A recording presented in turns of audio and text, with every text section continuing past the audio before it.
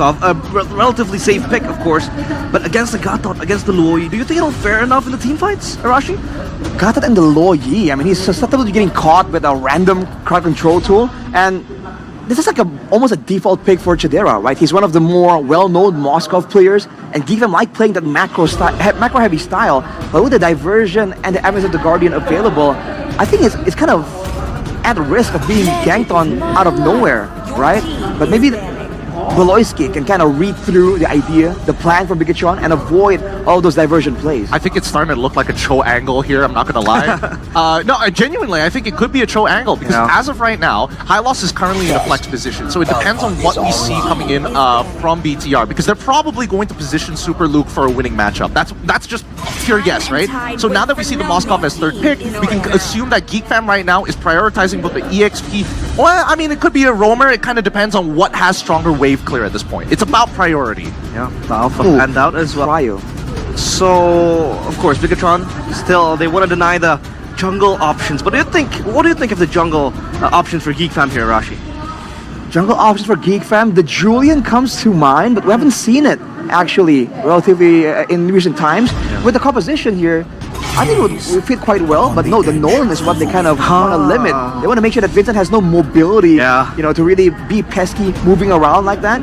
Not for Geekfam though. Do they really want to go and get that jungle pick now, or do they want to hide the EXP lane? Because talking about Prio, the Khalid is one of the picks that has a lot of Prio, but sometimes we've seen teams not really favor it in the current meta. I think if they're still focusing on what Vincent's jungle pick is going to be, they're probably going to lock it in right here. As in the Khalid is going to get locked in right here if they want to see the full lineup first. If not, they go for something like Hayabusa or straight into Tig. What is the blind call here? They want to snatch maybe one of Key's heroes as well. I mean, he has been using the strike reel a lot, and then the Tan taken away from Geekfam, of course, because they had the Moskov ready. What do you think of the draft so far, considering that maybe Geekfam are denied of their favorite picks here? Oh, Geekfam, no Natan, but having no Natan, no Suyo. Technically though, the Tigreal is a quote-unquote signature pick. Beloyski was able to actually make so many plays happen, and also missed a lot of implosions though. With the composition of Bigatron kind of clumped up, the Loyi short range, the Gatot, and the Suyo moving forward, can be an angle here to really get punished by Geekfam. But for Bigatron, right here, what's gonna be the final pick? It's gonna be the Arlet. Most likely for Super Luke. Super Luke, I would say, yeah. So already an aggressive EXP laner, and it's a Joy! Oh, Joy! It's a Joy! What are your thoughts, Gideon? Joy over a Julian or maybe something else? I don't know. I think it's definitely punishable. It didn't matter what jungle pick that he went for at this point, unless it's a utility tank jungle pick, because Hayabusa, Joy, all are going to have a really hard time against Arlet specifically. And even so, there's just a lot of re-engagement coming in from BTR side. Yeah, it is such a hard game as a Joy maybe to traverse your way around the backlines of Bigatron Alpha, because they have so much cancel, so much control over the team fights. Final thoughts maybe? The way that I look at it right now is that BTR, they've got a composition that scales pretty well. But the main issue is initiating these fights can be a lot more flexible now that they have the Arlet. But main concept, wait for Hylos to drop down the ult, look for a final slash to slow it down, and if you do see somebody out of position, that's where you can consider using Gatot as the final pull. Okay, so we will go straight into Land of Dawn as we take a look at the first match. Casters, Goni, Chefin, Mirko, take it away. Stake is higher now. No longer possibilities of dropping down to the lower bracket. You're dropping down to elimination this time. Bigatron Alpha trying to beat the allegations. Geekfam, a lot of questions to their players. Here we go. Here it is, folks, ladies and gentlemen, lower brackets. These two teams who've made it past the grueling play-in stage find themselves in the same spot, elimination in the midst of the air. But let's take a look at the emblems real quick here. It's Eman opting to go for the Quantum Charge over the Weakness Finder this time around, up against this Moskov. So a lot of respect given over towards the kill pressure that the Joy can bring to the table. And yeah, it was definitely an interesting pick. We were also speculating that maybe it'll be an X-Borg jungle, a Bane jungle. Julian, definitely not a Joy that came to our minds. A Temporal Rain as well. The Joy, I think across all the regions, hasn't really been doing too well. I think in MPL Philippines playoffs, it's sitting at a 0% win rate, picked only one time. Veldora and Beloyski, you can see the a bit of a change from the prio in the playoffs compared to the regular season. Now a lot of teams is going for concussive blast to get more prio on the map so that they can rotate around. Master Assassin though and the Bargain Hunter this time for the Natan and Moskov respectively. Really, Chidera. It feels like Mr. Chidera man has taken the Aaron Shiki statements personally, where he said that Masako is the aggressive one. Chidera is super safe, just waits for Beloy all the time. Eldora jumps in though. Super Luke. This might be first blood. Super Luke pops the flicker as Vincent, he wants, and he is out for blood. Good spacing. Super Luke survives that gank. Some good pressure in the early game for Geek Fam, setting the tempo in the XP lane. Now Super Luke will not be able to play as aggressively as before. Yeah, level 4 is definitely going to be tough for him to achieve now as he has to recall. And it does seem like for Bigatron Alpha, they're just going to take their time. Meanwhile, Geek Fam with the Prio on the Tigreal and the Hylos are actually looking to go for the contest despite having the Joy. No implosion just yet though, as Key. No AOG as well. Key hovered around, knocked up, but the damage isn't there. Glorious pathway towards the backside, but that's the final slash. On towards Beloyski, implosion popped as well. It's gonna be Vincent though, clearing the turtle. That's the stun! And Beloyski survives with that flicker. Key jumps into the loop, take him down. As Geek Fam, they want more. Beloyski very low, going back, but Key will not survive that fight. And a boy, Crimson Beacon to save his life. Divine intervention, Beloyski with that turtle buff, man. Could have gone so wrong for Geek Fam there, but he just gets away scot-free. Phenomenal plays from Geek Fam, really just making a decisive move. They saw that the Arlet had to recall. They made the move instantly with the Prio that they had, with the Hylos, with the Tigreal as well. And now Vincent is kind of online here, despite the fact that obviously, you know, he's not going to be able to one-shot Super Luke just yet. He's doing really good. Meanwhile, that's an interesting build that they're from Super Luke actually going for. I presume it's gonna be the dagger first, so he wants to go for damage instead of just playing safely in the lane. As we gotta take a look at the talent prediction by Gopei, Papulung, and Shafin. I love you, Papulung. You love Papulung. What about me and Gani, man? Nah, I don't. No? I hate you guys. Why? All right, you know what? For the drama, I hate you too. We hate you too, Sheffin.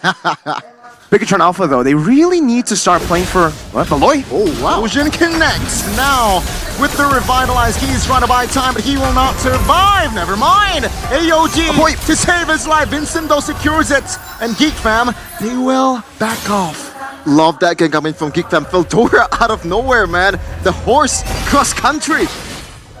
In a way, it's great for Geek Fam again, right? They were able to get some pressure down, but the fact that they only got Key and they beta out Revitalize while sending 5 members up top gave some of the prio over to BTR. That's 2 waves that Mr. Veldora man will be missing out on the bottom lane, and it does seem like for Geek Fam, they will play with the weak side still. Chidera going bot, swapping out the lanes, while Eman is actually taking the route up top again.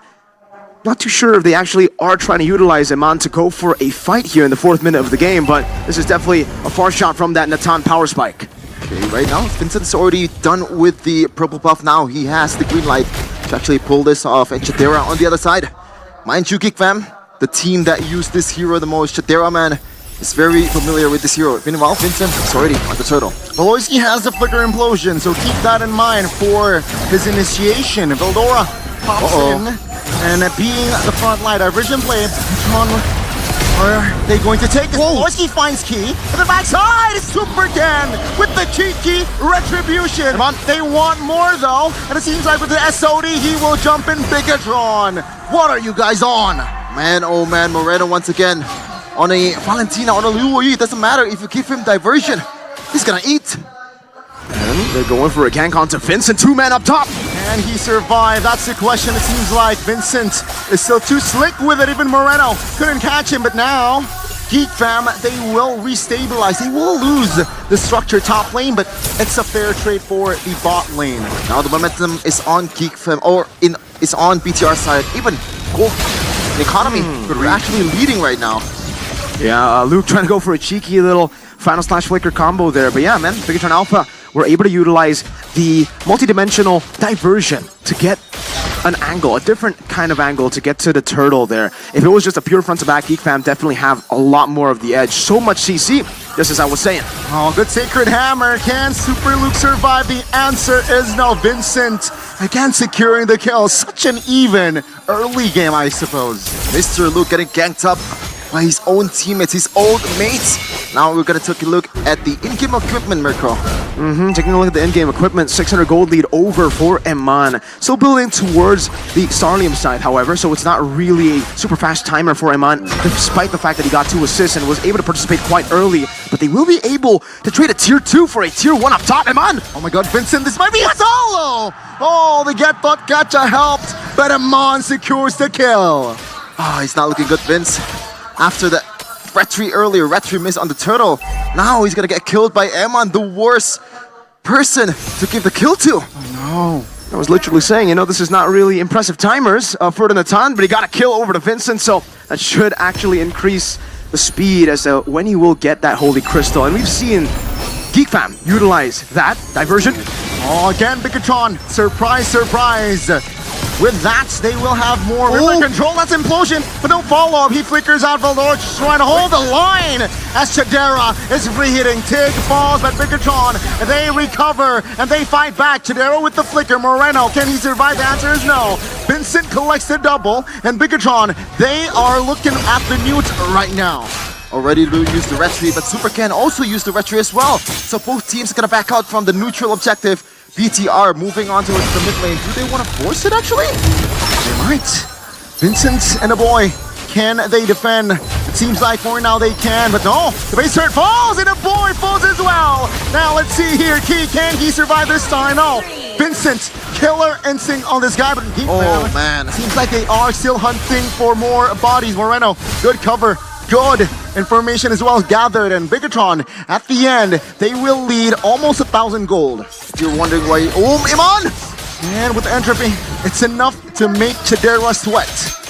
Goodness gracious, the aggressiveness of Iman only died a single time so far. Not looking too bad for Bigatron Alpha as they secured the neutral objective as well. Solid, really solid. The fact that it was just so messy, but they were still able to come out, I would say, somewhat on top. They lost Eman, but again, it wasn't like Eman is, well, at this part of the game, he's not really the prio target. He is a target that you need to deal with, but he'll be a threat later on. Yeah. You need to deal with the Suyo first, man, and we saw exactly how the Suyo was able to take control of that fight. In the mid-game skirmishes, he is king.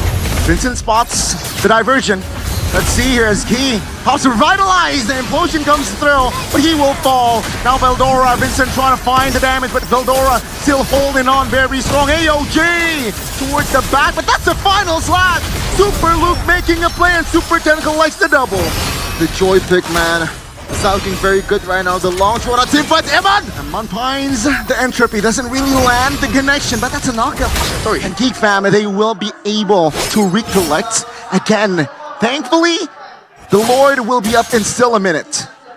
So, yeah, Suyo's kind of broken, huh? The mid-game power spike is absolutely ridiculous on this hero, man. You can see how he just takes control of the fight, and for Bigatron Alpha, it's very different to what we've seen even against TLID just yesterday. Game 1, they looked very slow in terms of when they were making plays, how they were taking fights. It does seem like they have learned from those mistakes. Meanwhile, for Geek Fam, they've been doing quite a good job as well, really punishing on some of these mistakes against BTR. But I would say we're seeing an improved BTR from yesterday, but the same Geek Fam from yesterday. Geek Fam, yesterday, up against RQ even, they're always able to build up a lead in the early game. They were always able to get prio in the first turtle, but then after that, these skirmishes that are just very unnecessary, and like Gideon mentioned earlier, the targeting, that is just not really that accurate. They always try to go for Iman, for Moreno, but again, mid-game power spike, mid-game skirmishes, who's king? Suyo. Suyo! Or as OG puts it, Soyu. Soyu. Bit salty there. So, let's see. The first lord of the game, BTR, obviously will have some sort of control here, even though a boy on the switch. Oh my goodness, never mind. Flicker final slash. Now let's see a boy. Can he survive? Seems like with the Crimson Beacon, he will stay alive. But Bloisky on the other side will fall. That's a double. That's a mega. And now Geek Fam, they find the collapse. Oh my god. Reno taken down, and Geek Fam, out of nowhere, they have found a recovery. My goodness, Super Luke. He's the one who pulled the trigger, but Geek Fam just capitalized on that. It looks like they know their ultimates quite well. Super Ken will try to do this. Oh, Chadera! Chadera's free hitting. All the targeting isn't really right, but Vincent shuts him down. Vincent finds a connection as he collects the double. A boy, though, will be the trade. And now it's going to be Geek Fam controlling the river and the Lord Key. This is not wise. Can he find one? The answer is no. Vincent finds the triple. Oh, Moreno? Do you want to gamble this? with him on, finds Entropy! Let's see, 2v2, Veldora and Beloy, Bigatron, can they find more? It seems like Geek Fam, they have... It's time to back away. So, Mirko, what are you saying about Bigatron again? Hey, again, it's the same thing, right? The king is still Super Ken. You take him down, then finally you can go for the third, the Lord, the neutral objective. Geek Fam dealt with Iman, dealt with Moreno. It was a force engage from Super Luke. But then, they didn't want to commit onto the neutral objective until Super Ken gets dealt with. He walks up forward, Chidera was able to bait him, and then they pull the trigger. It's all about getting the Suyo down. But as we get into the later stage of the game, that's where Iman can start to really put some damage down onto Geek Fam. If I'm taking a look at the items, he has the Holy Crystal. He's building towards Blood Wings now, so he'll have a bit more defense, and he has to be way more careful in these skirmishes, right? Coming from the next team fight onwards, Tigreal. The way Beloyski plays this is he's trying to bait the Purify. So, if you want to use the Purify just for Beloyski, it's not really going to work. They have layers and layers of CC, and once you use that Purify, you're very, very vulnerable to Vincent's damage. Oh, that's a long wings, by the way. AOG? Oh, Vincent, good juke, good bait. Vince, man, right now 10-1-3 so far, kind of under the radar. The performance, he's been getting all the kills. Imagine if he got, like, a Sky Piercer in the early game. The Sky Piercer definitely would have been a gamble to take, you know, in the early game. Especially it was kind of shaky, but you can see the siege with the Moskov. Bigatron should still be able to defend unless... That's a catch! Implosion! Beloyski, though, will be bursted down. Super Luke flickers out. Vincent looking to find blood. Does not find and land the connection. Amando finds an entry and he shuts Vincent down! Bigatron Alpha, out of nowhere, finds the right diversion play. They had the chance to back away, but Geek Fam gambled. They're overzealous. Bigatron Alpha just absolutely demolishes the fams at that time. And look at that, Lord advantage. What advantage? Yeah. Bigatron Alpha, the fact that, again, after the Lord, you can see the gamble they took. They took a diversion over, got the kill onto the Moskov. That really stopped Geek Fam from being able to build up the waves, and that was what happened earlier. Geek Fam kind of seemed desperate in that moment. I don't really think that engage was necessary from Beloyski, right? They could have gotten a tier 2 for free and then backed away, but the fact that they went for a desperate move, and again, remember, we gotta talk about the conditions to win the game for Geek Fam. Earlier, when they won the Lord fight, how was it done? It was a massive implosion onto Moreno and Eman. He was only able to find Moreno, diversion. Oh my god! Hammer canceling the diversion key though. And the AOG, a boy takes a Moreno down, but now Beloyski in the no man's land gets taken out. He's free hitting, but he will not survive as Vincent claims the blood. 1 by 1, it's a 3-4-3. Can Bigatron capitalize more? No. Vincent takes the triple, but Super Ken shuts him down, and it is going to be Bigatron wiping Geek Fam out in game 1. Is it endable? No. Oh, the minion is not there. Oh my goodness gracious, that is close. Oh no, it's endable. That's right, 8 seconds. 7 seconds, 5. Chidera, Veldora, can they make the defense? Super Ken. This is it, ladies and gentlemen. Game number 1 should be over. No, not yet. Geek Fam finds the defense. Okay, the calculation, that is... I don't know about it. And now the Lord is up. What are you gonna do? They have to defend this 4v5, and that is going to be a bit tough for Bigatron Alpha. That was super greedy. I was questioning, is it endable? I mean, the minion waves came through, but he bought a Wind Talker through. I don't know, man. That was a big throw from Super Ken. Oh, man. Oh, let's see. Can Geek Fam capitalize now? Jumps towards the back lines. And seems like Bigatron, they can't recover. Vincent finds the Lord. See though, Law and Order connects, but the follow-up damage wasn't there. Vincent, man, that was a good diversion towards, or like, misdirection towards the Lord. He was just diving in on pretty much everyone from Bigatron's Alpha side. And right now, Moreno and Eman is the prime target for a Vinsanity. That was a big gamble that Super Ken took, and you can see how much he's paying for it right now. Bad bet from Bigatron Alpha, a horrible decision from Mr. Super Ken, who's already, you know, getting a lot of criticism sent his way here in the playoffs.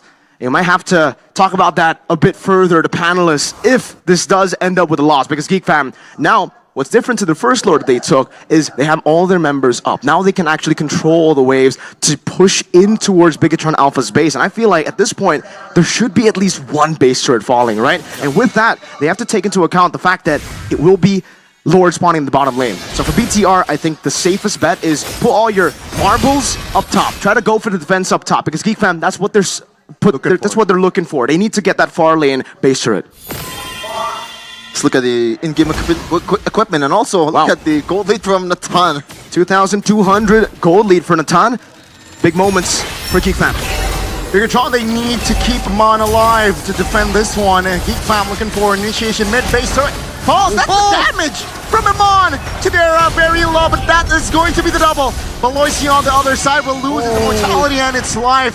Bigatron Alpha gets the triple. Looking for the Maniac as Chidera looking for the life steal with the boy on the other side. Screaming for help and he is backing away. Disconnection from coming in from Beloisi and also the whole Geek Fam team.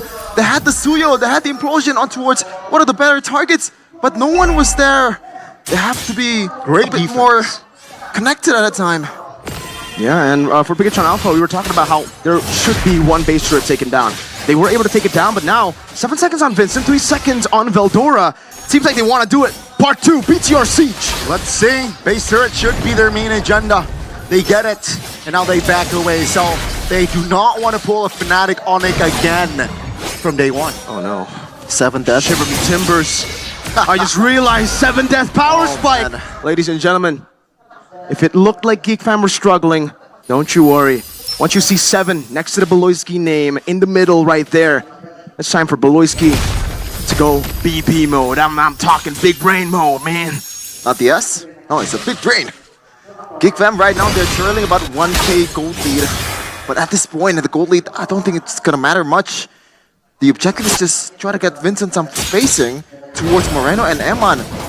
But looking at that, once again, Geek Fam, just like RQ's series last day, the win condition is gonna be hard to execute. Slow push up top. Clear the trigger. Now let's see here, Entropy Pod, that's an AOG. 1 towards 2, and that will be Veldora eliminated. Final shot brings Beloisi back with assist time. The follow damages, and then Moreno taken down. Vincent! That's Vincent with the clutch attack. No way! Now he will... What? Vincent! Where were you yesterday? Where were you yesterday? Vinsanity in the building! My goodness gracious!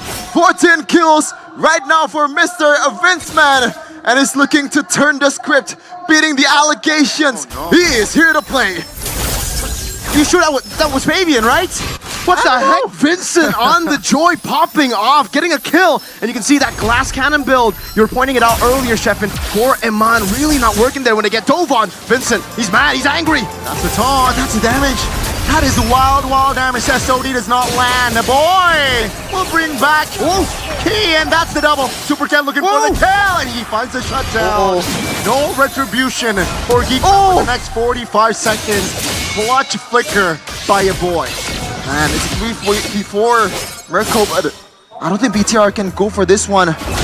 Looking at Geek Fam's bodies right now, they have 4. Doesn't look like Geek Fam can do it either, though. Wait a minute. Retribution. Wait a minute. Beloisi's zoning. He's doing a good job. The implosion connects. Oh my goodness, Chidera free hitting.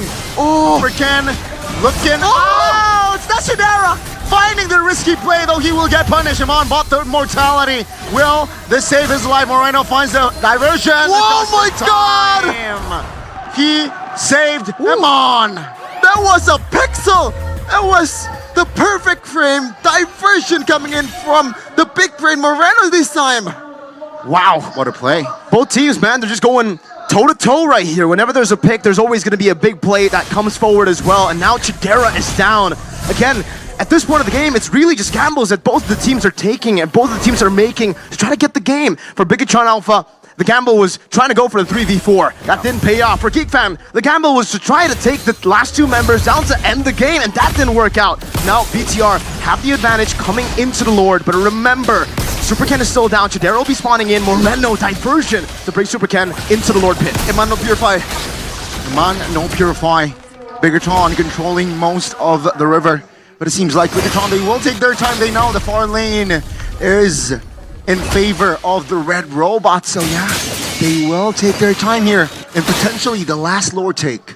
Man, the diversion, like, what's gonna be the counter here? What's gonna be the response? Because so far, they've been falling off to this Moreno plays over and over again. Every objectives, like, is it just instinct? Is it just reading the map better? Really, it'll come down to the small little mistakes, man, or small little forced errors as well. Right now, it's all about the macro game. Geek Fam, fortunately for them, even though they don't have the base turret up top, it's a far lane away from the Lord, they have a Moskov, and the Moskov definitely kind of guarantees the side lane pressure always up against this Bigatron lineup that can't really afford to send anyone up top, and even if they do, they're gonna have to send Moreno with him to try to fetch him back with a diversion. And you can see that lane slowly build up for Geek Fam. This is the forced error the Geek Fam can play towards Bigatron Alpha. Because they have the Moskov with a global ultimate, they can constantly just push up that pressure. And that far lane advantage is now gone for BTR. They're gonna have to deal with it. That's why you can see Supercan desperately trying to get the hold onto the Lord so that BTR can send some of the members up top and then build another slow push. It doesn't seem like Geek Fam want that to happen. Veldora, they're taking control. A boy now in that bush. And Man will clear out the wave up top, so at least it will still be neutralized by him. Moreno buys the winner crown. And it's all about the stale-matey Geek Fam. This is the power spike. We were talking about Beloyski 7-death power spike. That's when Geek Fam just turned online. That's what happened against Fnatic Onic, all 5 games. And in game 5, it's deja vu to this one. Only the Natan is on the other side. Oh my goodness, Geek Fam. The last time they faced Bigatron Alpha, it was an absolute sweep. Bigatron, so far, in the last 2 seasons, this is the wall that they cannot penetrate, the Beloyski wall. In the playoffs, it's always them eliminating Geek Fam in the playoffs. Now, this is the chance. First game diversion. Uh-oh, that's really good. Moreno, that's a gamble. Implosion connects. Came on with the flags. Wow. AOG lands, and this is the time. Bigatron with the collapse. Vincent now in trouble. He has immortality, but the duality will bring him back, and that is Vincent taken down. The red robots, they want more. They want blood as a Beloyski and a boy. They're the left standing. No wave clear. Do they want to go the whole way? Do they actually want to do the Lord? But no, Bigatron Alpha will pull the trigger this time. Can they actually do it? Where's the diversion? Diversion. Across the wall! Again, Moreno and Mon are looking for the flanks, and boy has the immortality. Can they buy time? God. 20 seconds, Boy. that's a long time, and Beloy, and boy! No way. A boy loses immortality. Boy bought the rose gold, flickers out, but in the mid lane, a boy will not be able to clear. They're looking for the base, ladies and gentlemen. Bigatron got the best of Geek Fam in game 1. First game falls to the hands of the robots. The diversions, the genius plays, the aggressiveness from Mr. Eman absolutely destroys Geek Fam in the late game. 7-death power spike? What is that to BTR? Doesn't seem like it was enough just yet in game 1, but we know that Geek Fam starts the series slow, always. Up against every team, seems like game 1 is just a little bit of a warm-up, so we can't count them out just yet. It's a best of 5. There's still a long series to go for, and so far they have never been in the short series. Except, against BTR last season when they knocked them out. BTR already changing the tides of the game, but man, I gotta say, Geek Fam, Vincent's improved so much since yesterday. Geek Fam want to go for something like an export. They're up against 2 tanky members here. And it also works well technically for Vincent if it's no, Vincent will be on the alpha, so maybe for Veldora, right? What about the CC though, Rashi? Oh, you're right. CC. If there are more tanky members popping up for Bigatron, that could be a very real solution there. But oof, They banned the export Geek themselves. Fam banned the export. Interesting. Yeah, I like this. I actually like it a lot. I like it a lot because at least Geek Fam understand that once the RWM has been dropped down, whoever's inside of it is basically unfightable, right? There's 2 ultimates you have to worry about, and export can just sit inside and peel for your comp. So now BTR is forced to not have to play as passively as they did before. I think maybe they might put a utility jungler. It's a little tough to say. Here's pick. Moskov, they're holding it off. Interesting. Moskov, gold lane. At least they have it in the hands of a man now. What does this Moskov want to achieve really in this composition? Well, damage for sure. Crowd control too. I mean, if they are clumped up together by the advent of the Guardian, for instance, then a Spear of Misery can kind of set up for even more follow-up. And overall macro play with the Avatar of the Guardian and the Moskov, they won't have the low Yi the same way to move around, but with that available, even if GeekFam are playing in a Ube fashion, right, sticking together as 5, Bigatron can kind of pull them apart using this these escape tools available on their composition. Well, here's the thing. I was curious because this could have been. I mean, Iman could have played Beatrix for all intents and purposes. They've got like 3 initiators already to kind of set up that zone of influence, and I think that right now, at least for the Moskov, Kadera is basically on his own. He can split push on the side and then come in with the Spirit of Destruction later. Oh man, Edith Clint. Clint is well known as a tank killer. What do you think about this? Tank killer, kind of. He just has a lot of burst damage, a lot of AoE, and the laning phase is just deadly. But I think Iman, being Iman, the big brain gold laner, will be able to manage against that. Nolan as the final pick here against the Alpha, trying to match the clear speed, I would assume. But Veldora on the Edith, potential to do damage in the late game. But when it comes to the setups and frontlining, I think against RRQ, Veldora didn't seem that comfortable on this Edith pick.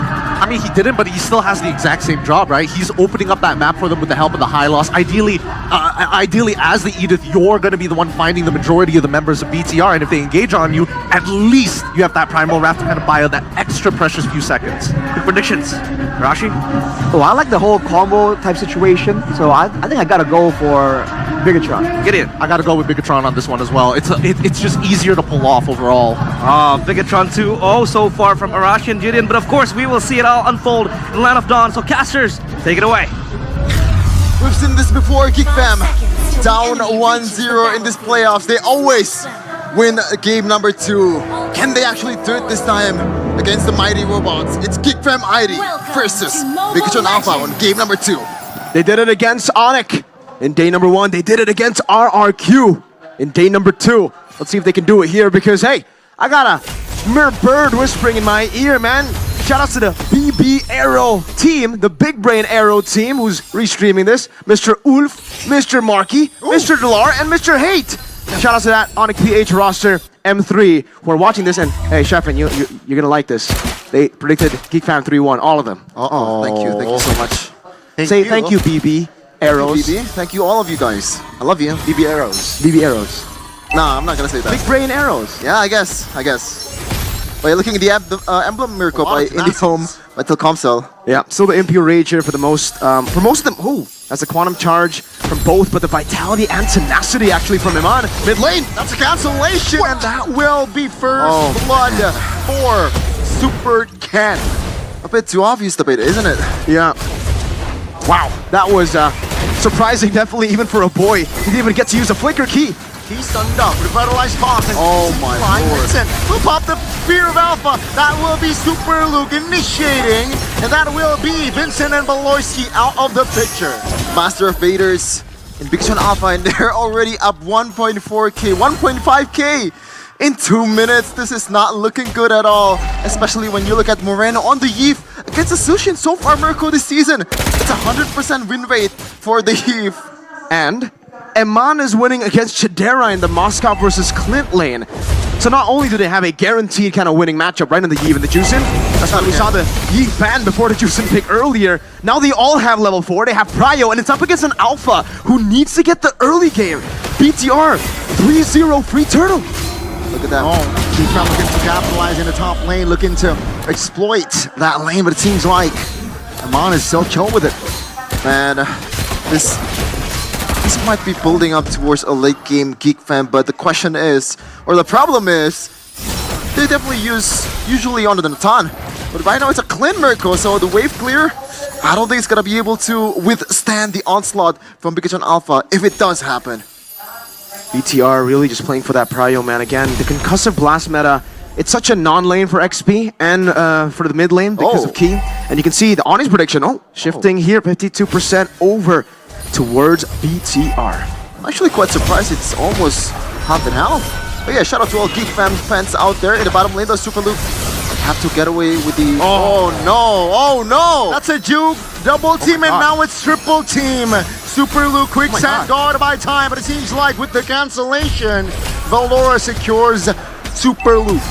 of AOG does not land, but Chidera taunted, and Super Ken finds the kill. The Loiski in a no man's land, isolated, real world manipulation. Help Super Ken to find the kill. He is horsing around.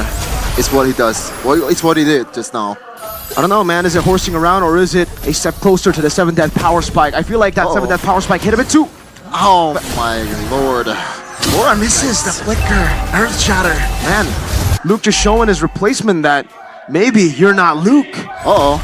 Let's see here. Bigatron very, as per game plan, seems like he though will be knocked up and taken back.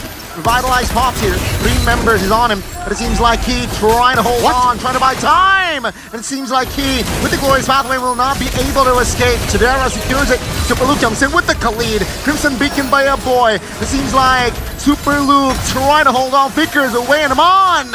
Almost finds a kill. That's the Vincent with the cover of the Sphere of Alpha. And that is 2 members taken down. Chidera out of the picture. Moreno looking to find space. Knocked off. Super Ken will not be able to survive and save Moreno in the land of Dawn. Brothers, we're playing a competitive game here. It's not a brawl. It really isn't a brawl, but BTR seems like they want to brawl always. Vincent, no retry. Seems like Vincent with no retribution will not be able to contest the turtle. Oh man, the winning lane, as you mentioned, Mirko is now down to 1 hit, just a hit from Eman. I think he could have, or he could took it right now if he wanted to force it. Definitely, and you can see that's why they're sending Clint over to the bottom lane. This winning matchup that isn't really winning right now. Now it's going to be Chidera on the losing side of the matchup. So he's going to be placed onto the weak side of the map. They're going to send Beloyski over to give him a bit more farm, and BTR. Whoa! That's 1 fracture! Double teaming. Glorious Pathway. Mon finds the SOD. But thankfully, Chidera has space to get away. Geek Fam, will they re-engage? Seems like Moreno is on them. AOG finds one. That's a Super Luke from the flanks. He finds one. Now he's looking for Vincent Belois. He is out of the picture. Now it's going to be Vincent taken down. Moreno, extra gold. Everything falls perfectly for Bigatron Alpha. Oh, that underrated slow coming in from the quick send guard coming in from Super Luke. He knows his old mates, man. Just reading the movements coming in from Geek Fam like a children's book. Oh yeah, most definitely, man. Bigatron Alpha really just taking this game and steamrolling with it. This is a risky playstyle that they displayed in the regular season, but they've kind of refined that playstyle, you know? In the regular season, some of these fights would have gone to the side of Geek Fam, definitely, with the weird targeting of BTR in the regular season, but here, the redefined version of this playstyle is looking pretty clean, despite the fact that you mentioned it does look kind of brawly. They know exactly who to target. They know exactly when to use these flickers and when to make these gambles. Because when Moreno flickered over to shut down Chidera, and it's actually quite worth it with Moreno only giving the kill over to the Alpha, it's a utility jungle that's already behind in farm as well against the Nolan. Take a look at this, 2-level lead for the Nolan. He's already building towards a BOD, and as I mentioned earlier, the lead is ridiculous. That's a 1-500, almost gold lead. Oh no! And they're going on Luke. No, Raging Sandstorm. What? And King, UG. To building onto re-engage seems like 2v4. So he connects real world manipulation as well. Now it's going to be Super Ken looking for Chidera. Oh man, he will be punished, but Geek Fam, they have recovered. Oh, I think that's worth it for Geek Fam just now, right, Mirko? It is worth it for now, but the fact that they lost the gold lane, or BTR can collapse again. They want the mid lane turret. Oh man! Taunts by K. Good initiation in Bigatron Alpha. They will find another member to avenge Super Ken's death.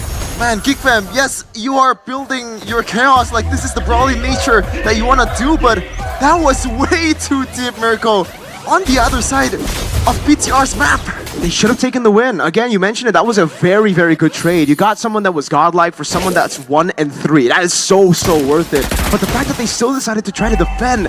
Remember, this composition is all about getting Chidera ahead. This is a pure front to back built for Chidera. He needs to win the lane. That's number 1. That's already, you know, a no-go here in the early stage. Mid-game, a boy's gonna be quite weak. He was assassinated early on. That was first blood. Vincent on the alpha as well. Oh my lord!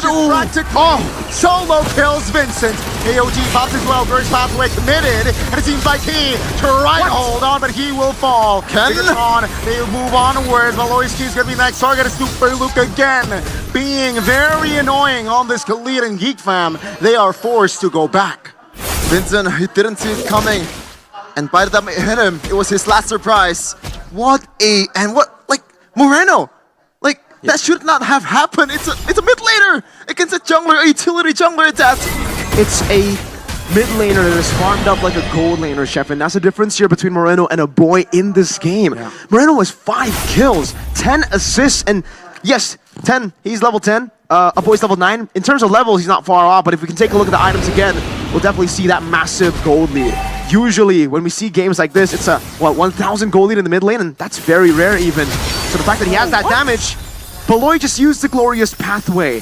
They are getting really desperate. Oh, no. And it makes sense because their composition isn't really a full scaling comp. If they had a Natan, they'd be chill. They'd be chilling in the base, waiting for the defense. But the fact is, they banned a Natan over. They had to respect it from Iman that could pick it up in red side.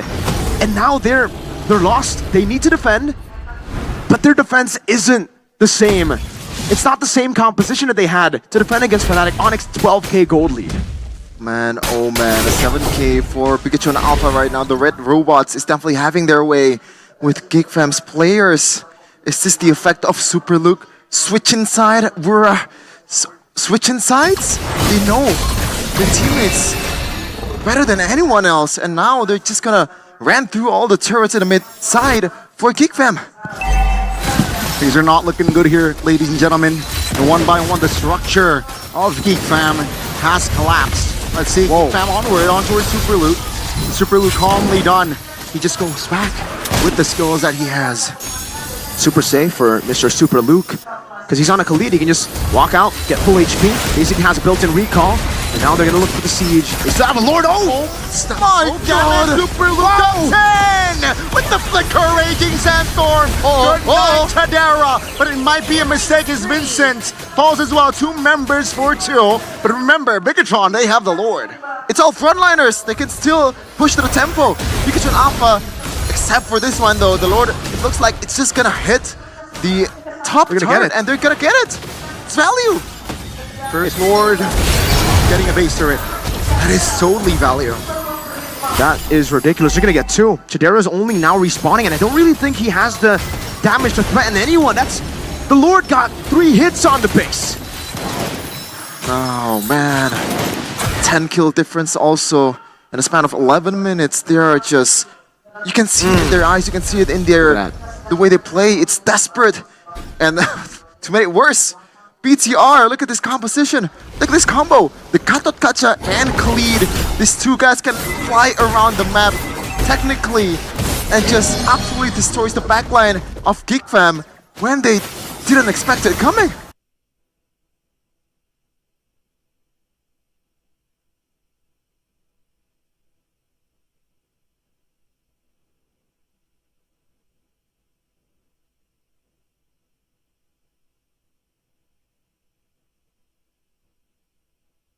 And you can see it right away in that engage earlier. They came out of nowhere. The flickers, the AOGs coming in from El Momento. Crazy AOGs from BTR, and that's why the Katot Kacha. Again, this is a pick we've been talking about even before playoffs. We were talking about how this should be prio, but so far in the playoffs, it really hasn't. Bigatron definitely showing that it is still in the meta. As expected though, all the recalls coming in from Super Luke actually, the man who was part of GigFam, as he throws over the GigFam emote. That's 1,000 gold. 1,800 for mid lane. That's where you can see the big disparity of damage. 4k almost for the Nolan. 2k for the gold lane. And now he has a win in nature. So if we were talking about how Clint has no threat before the win in nature, what's it now? Like, Eman is just, he can SOD to the front and look for pure damage and 1v1 Chidera.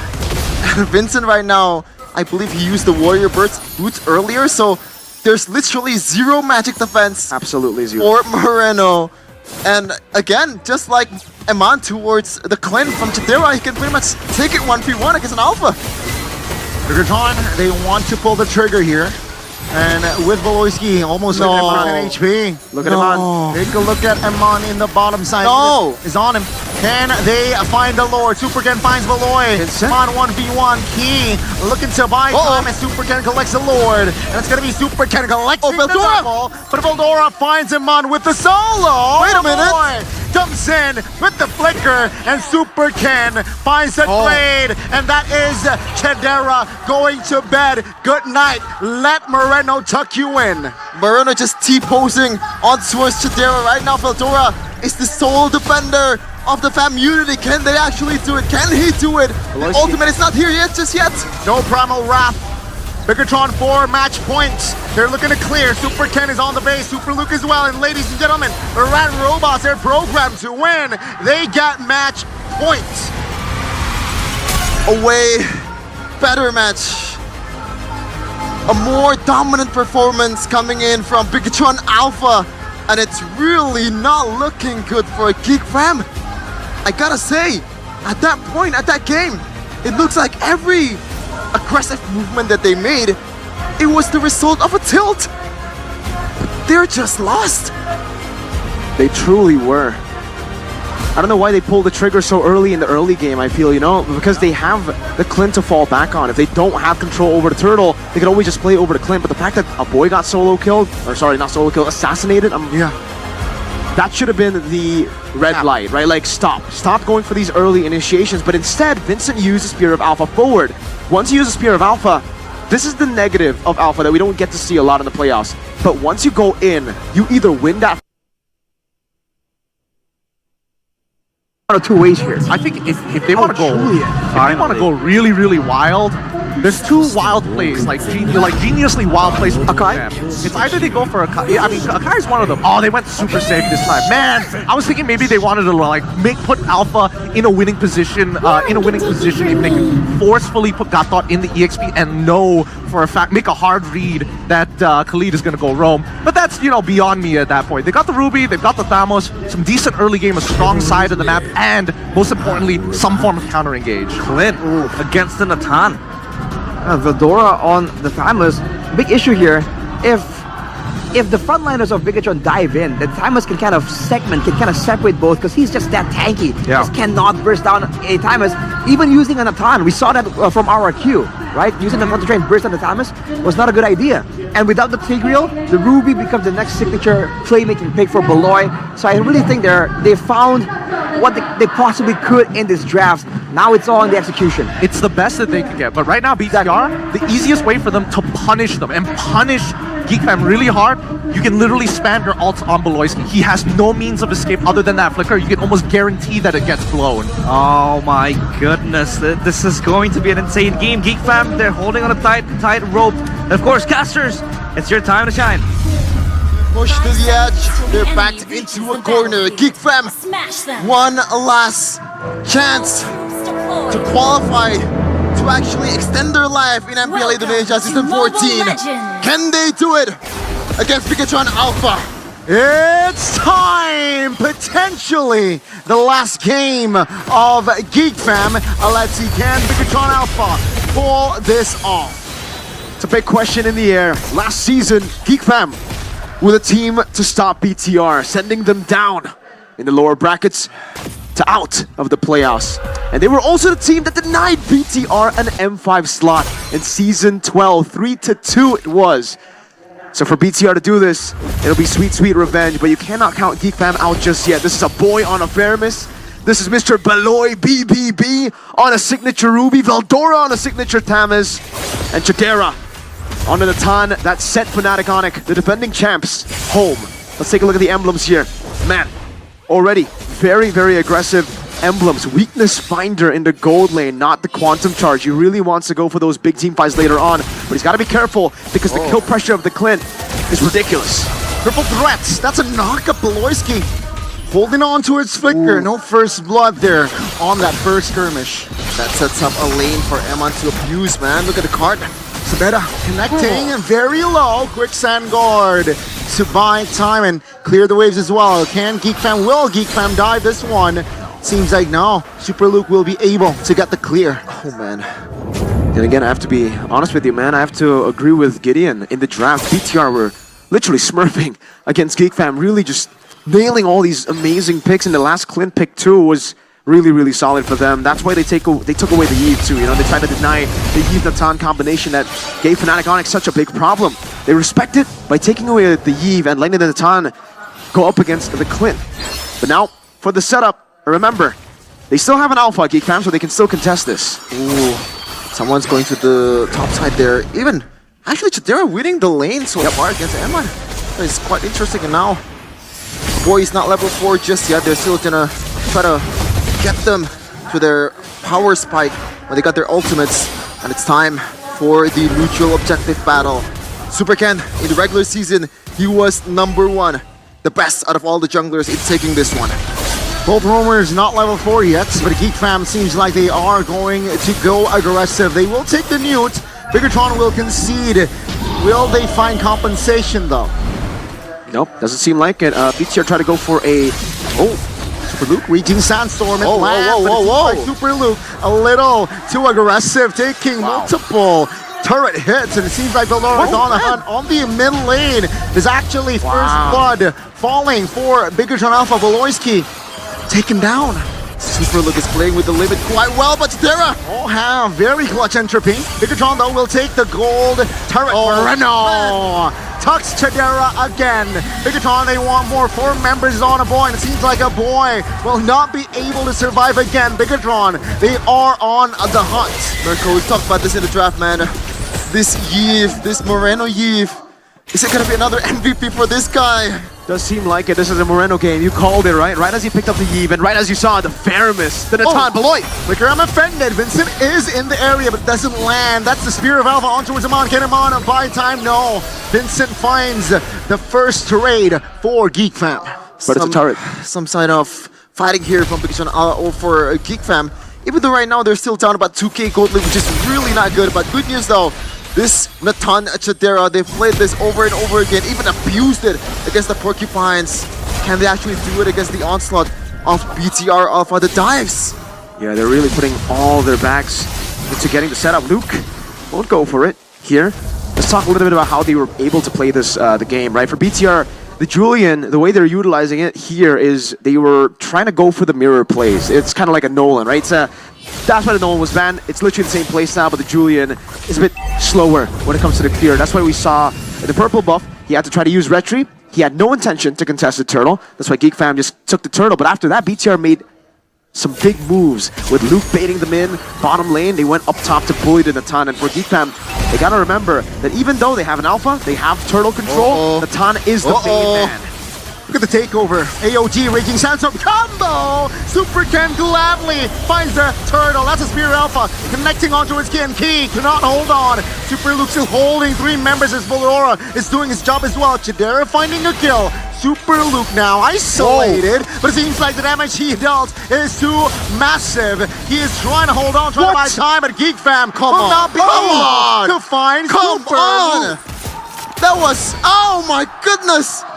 The cherry on the top as well. That was absolute criminal coming in from Super Luke. Yeehaw, partner! Sheriff Iman is in town to cover for Mr. Super Luke. That's why he got the super when he joined BTR, man. My goodness gracious, and once again, GeekFam is just falling down over and over again in the objective fights. Vincent cannot evade, man, like the AOGs, the Raging Sandstorm. There is just way too much, and it's not, even though it's telegraph, the range, the ground that they cover. How do GeekFam deal with this one? This is the big problem of the alpha pick, right? With the alpha, you're not elusive at all. Arashi would hate this pick, and I think did he say he liked it, or Gideon liked it? Did Arashi dislike it? Oh, whoa! Torpedo on towards Super Luke, calmly done. What? That's Spear Alpha, but that's a real word manipulation of the realm triggered. It seems like Vincent will find the AOG, and good nights to Vincent. GeekFam, they need some sort of retaliation, but Biggotron, they're playing their cards very, very well. If this is not tilting, I don't know what is. That was 3v4. That was BTR just saying, yeah, we can take the turrets while also dealing with you. Just with 3 dudes. No purple buff. Vincent is 2. Oh no, Rebels down. oh no. Ooh. Almost there, one shot away. Big yikes. From Sheriff Emmon to get down. They'll draw to 0 HP, and at this point, 7 minutes, and the mid turrets, only 1 left for the Fams. What is gonna be the hope for Geek Fam? What is going to be the answer to this dominant game that BTR brought? Even Supercan so far, he hasn't been very, he hasn't showed up. The team fight that BTR took that, in the previous fights. No, Supercan's just been farming. He knows exactly how his team can play the non-MLBB game. This is what the Khalid and the Gata can get you. It's not MLBB. This is just like a boss fight that takes forever. And by the time you deal with a boss, then there's a second life of the boss, and that comes through Eman, Moreno, Supercan. You've depleted all your resources by the time you deal with Luke and Gata. And even if you get a good trade over, Luke just Raging Sandstorms out, and he bases for free. He doesn't even need to recall. He just pops the quick sand guard, gets the full HP. We have a game fact though for the Natan. Man, oh man, Natan from Chidera currently holds a 100% win rate, 4 picks in MPL Indonesia Season 14, with 2 of those against Fnatic Onyx. Now, this is a completely different occasion. There is some counterplay, or maybe some hope though from Geek Fam, because they have the setup, they have Faramis on the Aboy, so the peel is there, but what's going on right now in the equipment department, Mirko? Well, looks like that's the big power spike already, man. Every time I see it, it's just ridiculous. A 2,600 gold lead for the Julian for Supercan against Vincent. That's massive. 2,200 gold lead, but I think the most impressive one, it has to be the mid lane. 1,640. You can see why he goes for Wishing Lantern every time. He has such a big snowball. This is Moreno's game. They picked the Faramis into the Eve. They picked this comfort for a boy. And yes, I get it, it's comfort. It has worked. Even yesterday, it was working. But against some Moreno that's been on fire on the Eve, was it really a wise choice? It's all on Chidera now. If they want to win the game, they got to protect Mr. President. Chidera, they've done it before. This is a tough task indeed. And what against Onyx, by the way? BTR should be in the same kind of stratosphere as Onyx, but why is it like the game is so different? The game is different because BTR got to see what Onyx did wrong. They got to see what to adapt, what to change from that matchup. Geek Fam, they had Natan. We were talking about denying Natan or banning Natan. Turns out BTR says, sure, we'll ban Natan sometimes, we'll pick Natan sometimes, but if we don't need to, we can just pick up the Eve. The Natan was comboed together with the Eve with crazy frontliners that can keep people at bay. If you take one of that out of that strategy, I said this in the back rooms, but that was a one-dimensional strategy. You lose out on turtles, you defend forever. But without that specific composition, no Tiger as well from Mr. Baloy, right? It falls flat. You have to just go for peel now, and the way that they tried to, cover those weaknesses was with early game control, with Alpha, with the Faramis, with the Thamas, pressure around the map, but it was not enough against the Gatot Khalid. Man, oh man, and now the Sheriff not only holding a gun, he holds a sword from the Blade of Despair. So now a boy in Chidera has to has to calculate the damage even further. It is super difficult. 10k, and the Lord is coming, the first Lord. But the thing is, no mid turret is available. No mid turrets are in sight.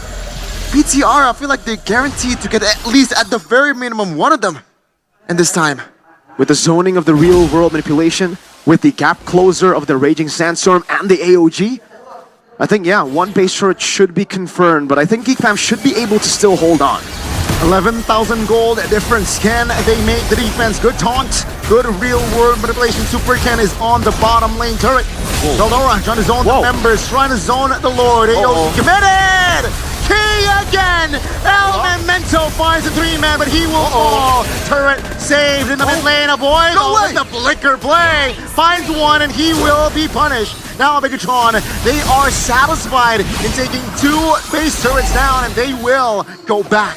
With the 10k gold lead from BTR, I feel like this is a bit of an underwhelming fight coming in from the Red Robots. I don't think so. Again, for Geek Fam, it's not like they have the worst clear in the world. They have pretty good high ground with the Natan. they're still able to clear out the Lord. It's not as fast as with a Yuri and Natan. You're not able to zone people out for the Natan to get free hits, but it's still really good. For BTR, getting 1 was already value. Getting 2 was a bonus. And notice the fact that for BTR, they didn't lose anyone with a bounty. Super Ken is the only one with a bounty, and he noticed that. He backed away instantly. They tried to go for a gamble, which I think was a very low-risk gamble. They sent in Key, they lost Moreno. That other part was a bit more of a risk, but no bounty, so they should still be able to go in. Oh, KOG again finds a taunt. Raging Sandstorm finds the connection.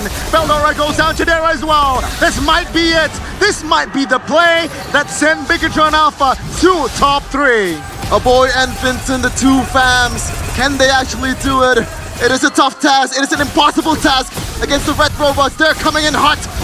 Victory inside! Bigatron will find bodies, and ladies and gentlemen, Bigatron Alpha finds the win, and they will enter the top 3.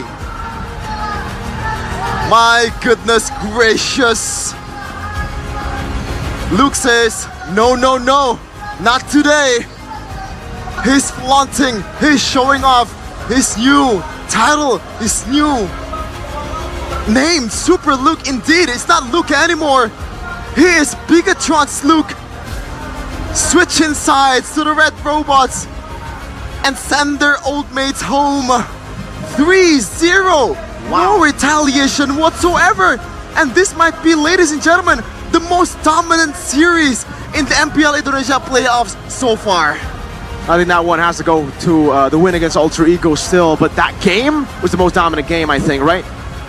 It looked like it was going to be Fnatic Onyx game with a 12,000 goalie that would be the most dominant game, but came through the side of BTR. They were able to adapt to read Geek Fam, and we've been talking about this in the keys to victory as well. The fact that for Geek Fam, it's been one-dimensional picks against RQ Hoshi. It's been one-dimensional picks against Fnatic Onyx in day 1. They exhausted all of their resources before they got to BTR, and for BTR, I would say they kind of sound as the doubters. It depends. It's like because it's a skill shot matchup, right? Like Irithyll, it's a lot easier to get Irithyll's damage out on Natan, but Natan needs to land skill 1. If he misses skill 1, instantly he's done. He just has to walk away. And the Hilda ban, or rather Hilda pick taken away, or rather picked by Team Liquid ID. They picked this against Bigatron Alpha yesterday, in fact, and it was picked by Iran, put in the XP, potentially to counter the assassins. But in this scenario, what is this? What does it want to achieve? Most definitely is trying to deter an assassin. If right here, Team Liquid ID go for the Yves, right, and still want to play this super high ground, super front to back, now they have a strong front line, and they have a chance to, if Suzuki goes for an assassin, they have this Aran to just throw at him every single time. We saw what they were able to do against, I forgot which team, but you know, every single time the neutral objective is up, Aran runs through the whole team looking for the Hayabusa, I believe. Yeah, that was just against Bigatron Alpha. Against Bigatron, just kept bonking on Super Ken. They can do the exact same thing right here if Susujin goes for a assassin jungler. So they're trying to deter that. So I don't know if the Yves is going to be respected here somehow. Hayabusa ban out, no? They don't want to play assassins themselves? I mean, there's also the Bane ban here coming in from side of TLID. Huh. Interesting. Where is this going to lead to? I mean, if they're going to keep going down this direction, I'm expecting Ling to get banned out here. Or basically they're playing a game of chicken and like, oh, who's going to ban the Yi first? Or who's going to show the Ling ban first? And the Alpha is still open as well. Well, again, but the Alpha against a front to back, it's kind of dangerous. But now without the Bane, right? I feel like Team Liquid ID are trying to force RQ into an assassin, or somebody has to dive forward. Because with the Bane, you can play a front to back and do damage, right? So they banned that out. Now they banned the Nolan, they can maybe dive in the backline too. So if they're forcing RQ to go back on the Alpha, it's looking like a similar situation to game number 1 with only a very slight difference. I guess, because right now, the fact that they banned out the Nolan, the fact that they banned out the Bane, Hayabusa is already gone. It's a little awkward for RRQ, because if they decide to ban out the final assassin, which is Ling, that means Alpha falls into the hand of TLID, and then they've got to get real creative with their jungle options. So they ban out the Alpha, leave Ling open. Will take it? I don't... Ooh. Does it work well though against a Khalid and a Zeusin maybe that can kind of lock down the Ling as well? A little bit. Oh man, this is kind of rough. Yeah, I don't see Team Liquid ID going for an assassin. At most, Julian. At most, Julian, exactly. I feel like it's something that can just provide more crowd control and burst, and they're gonna play the same way, right? Just counter engage from all the aggression of RRQ. Oh, it is gonna be a Ling. Wow. Fabian so proving me wrong.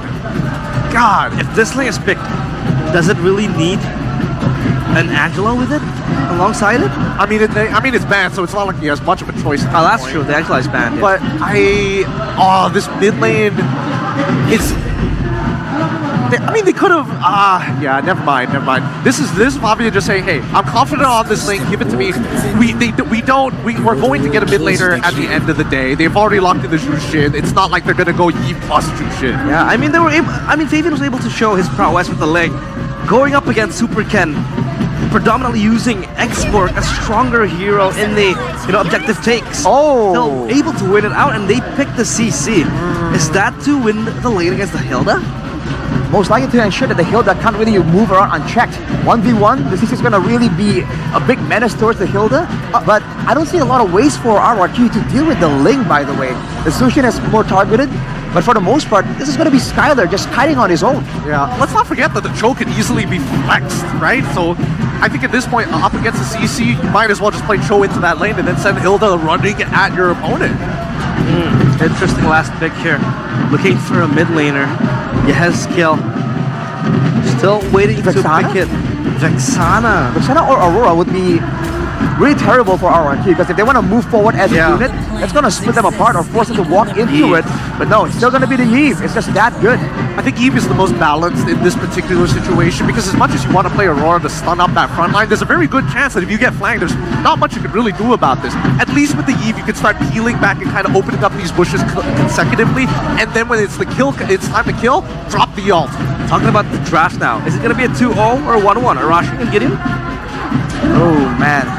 I think it's a 50-50 on this one. I think both drafts are pretty good. They've got into really good win conditions on their side. I do think that RRQ can definitely work on their early game here against TLID, and that would be the true test for me. If they can make it through this early game, I think they can do it. Rashi? Same thing. I think RRQ has very specific win conditions, but if they can actually pull it off, I feel like this is a very winnable game. It's no longer looking as one-sided as it was in game number 1. Here we go. The Kingdom are up on their feet as they look to again rebuild the foundations. But of course, to the casters we go. Gani, Sheffin, and Mirko. Time is yours. Rex Regum Kion looking to equalize the score. It's 1-0 Cavalry so far, but it does not end in one game. It's a best of 5. RRQ versus TLID, round number 2. Will TLID silence the crowd, or will RRQ equalize? Let's witness and find out. It's the Usurper, Flava Fave on the Ling, man. One of his signature picks in the regular season. He was able to use this Ling to beat Bigatron Alpha just yesterday as well in the 3-2 full best of 5 game. So up against RRQ, against the Irithel. I mean, to be fair, with RRQ's bans on the Alpha and the Bane, it just seems like they wanted it. You know, it just seemed like they really wanted the Ling to deal with the Yi that was coming. We knew it was coming for TLID, but they picked the Hilda to try to deny some of the assassins from the side of RRQ. Aaron, though, To Purify, and this might be first blood for the Kings of Kings. They'll return the favor, and now it's gonna be Fabian looking for blood. Tempest Blade popped early. Rins with the flicker actually is able to get away. Flashy moves from Fabian, but it is still a W nonetheless for RRQ. So first blood, more gold for you.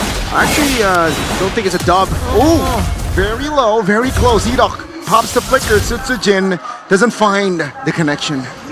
Yeah, to complete my sentence, I don't think it's a dub. Aaron Shiki, he has the cannon minion saved up by the rest of TLID earlier. Now it would be a dub if they get a kill, but unfortunately not. Aaron will be able to soak in more gold there compared to Skyler. It's gonna be Ron here giving pressure on towards Rins. No spell, but now it's gonna be the backup coming in. Sutsujin finds the kill, and now it's gonna be Turtle. Their main agenda. Can TLID recover? It doesn't seem like so, unless it's a drive-by retribution by Fabian. Hook, line, and sinker. Now Fabian is forced to play with limited options. Let's see, jumps in on towards Rins. No spell whatsoever. He will fall. Away. That's gonna be this. Turtle taken by Fabian. No, Sutsujin. And it's gonna be Edok actually finding the kill on towards Fabian. It's different this time. Oh, really? Oh, caught slipping there by Tyron, but no conversion just yet. But yeah, it's different this time. And oh, Enoch once again. They're not letting this man recall. Oh, the Khalid roam, man. The Khalid roam doing work. In the bottom side, it's going to be Aaron Shiki pushed on towards the turret. Sutsujin. Oh, man. Will he able to find the kill? No, my goodness. Aaron Shiki goes down the second time in this game. Which is the dog. What the dog doing? What the dog doing? I don't know what the dog doing, man. Aaron Shiki tried to purify. I guess he was expecting a chain to come through. And man, for TLID now is looking real tough because Aaron Shiki has been bullied so hard in the gold lane. Aran actually unable to try to translate anything over. We have MPLD X-Streamer right here, Mr. Shafine. Mr. Eric Colim, a familiar face. We haven't seen this guy for a long time, at least for me, alright? No shade to this guy, but let's back to the game. Fabian, man, it's usually always with the Matilda, it's always with the Link, it's always with the Angela, but this time around, there's no healing, there's no shield that can help Flavor Fave to actually make a play. Would you think this is gonna be very crucial? But no, oh man, I cannot finish my sentence. Shampoo Flicker Spence, Aaron Shiki target. Now it's gonna be the Tempest of Blade. The stun, Fabian walks away, but Ren's pressuring. Oh! Lantern Flare doesn't find the execution. TLID survived that fight. That literally mobilized Mirko. Both of them survived the skirmish, man. That was ridiculous stuff from both of these teams. Still able to keep themselves alive in the skirmish, but we have the audience prediction before we get into some analysis. Wow. Are we surprised? No, not really. This is El Dorado Dome feels like, you know, it's home turf for RRQ. Every MPLID just feels like it's always home turf for RRQ. Right. Turtle number 2 spawn in the game. Oh, really? If Dragon finds Edog and he should fall. That will be Heskia with the assist. Rondo will not be able to find the vision here. Proper vision to give pressure towards Sitsujin. That's a second neutral. Falls for the Kings of Kings. Skyhook pressured with the sprint as well. He's able to juke around. Dance around, and Witty will pay the price. It's gonna be Fabian trying to find the kill. He will. That was the 1-for-1 the backside. The burst damage from Sitsujin is more than enough. Oh, that's the shutdown as well for Aaron Shiki. It's not over, Ritz. Good read. Aran now providing cover, but Edok finishes the job. Aran giving pressure, dealing damage, but Aaron Shiki doesn't find the connection. Entropy looking for the kill. Purify to save the day. He will find the connection. Way of Dragon to save Aaron Shiki's life. Skylar jumps in, no sprint though. Edok. Quicksand guard. Get back HP. And now it's going to be TLID perhaps looking for more. Both teams just going at it. It does not stop. It never stops. I could never finish my sentence on anything, man. This is absolutely crazy. So far, 14 kills in 6 minutes. Hey, I can relate, Sheffin. I haven't been able to analyze anything. And honestly, what is there to analyze? TLID and RQ just brute forced that skirmish. It was a battle of mechanics. And it does seem like TLID found their way back on top in the skirmish because they were able to get a better trade. Witty. Saying it's going to be the way of Dragon on towards Edok. The damage will come through. And Yaskiel secures it. Now RRQ, they need some sort of compensation, and Sutsujin is in position. But TLID, good stabilization here from that kill. Where's the consensus on Weedy, man? As we're gonna take a look at the replay, gotta be by Samsung Galaxy FE. The 24 FE, look at this. Weedy, Dyron, and Aran and Aaron Shiki. Everyone is just brawling. Yeah. Look at that. Bit of an overchase, for sure. Towards Aaron Shiki as well, double kill. The worst person to give the kill to. Remember, this Natan has been a lethal weapon, to say the least. We're Dragon on towards Rins. The connection is there, but the damage will come through. Aaron Shiki entropy. And that's the real world of motivation.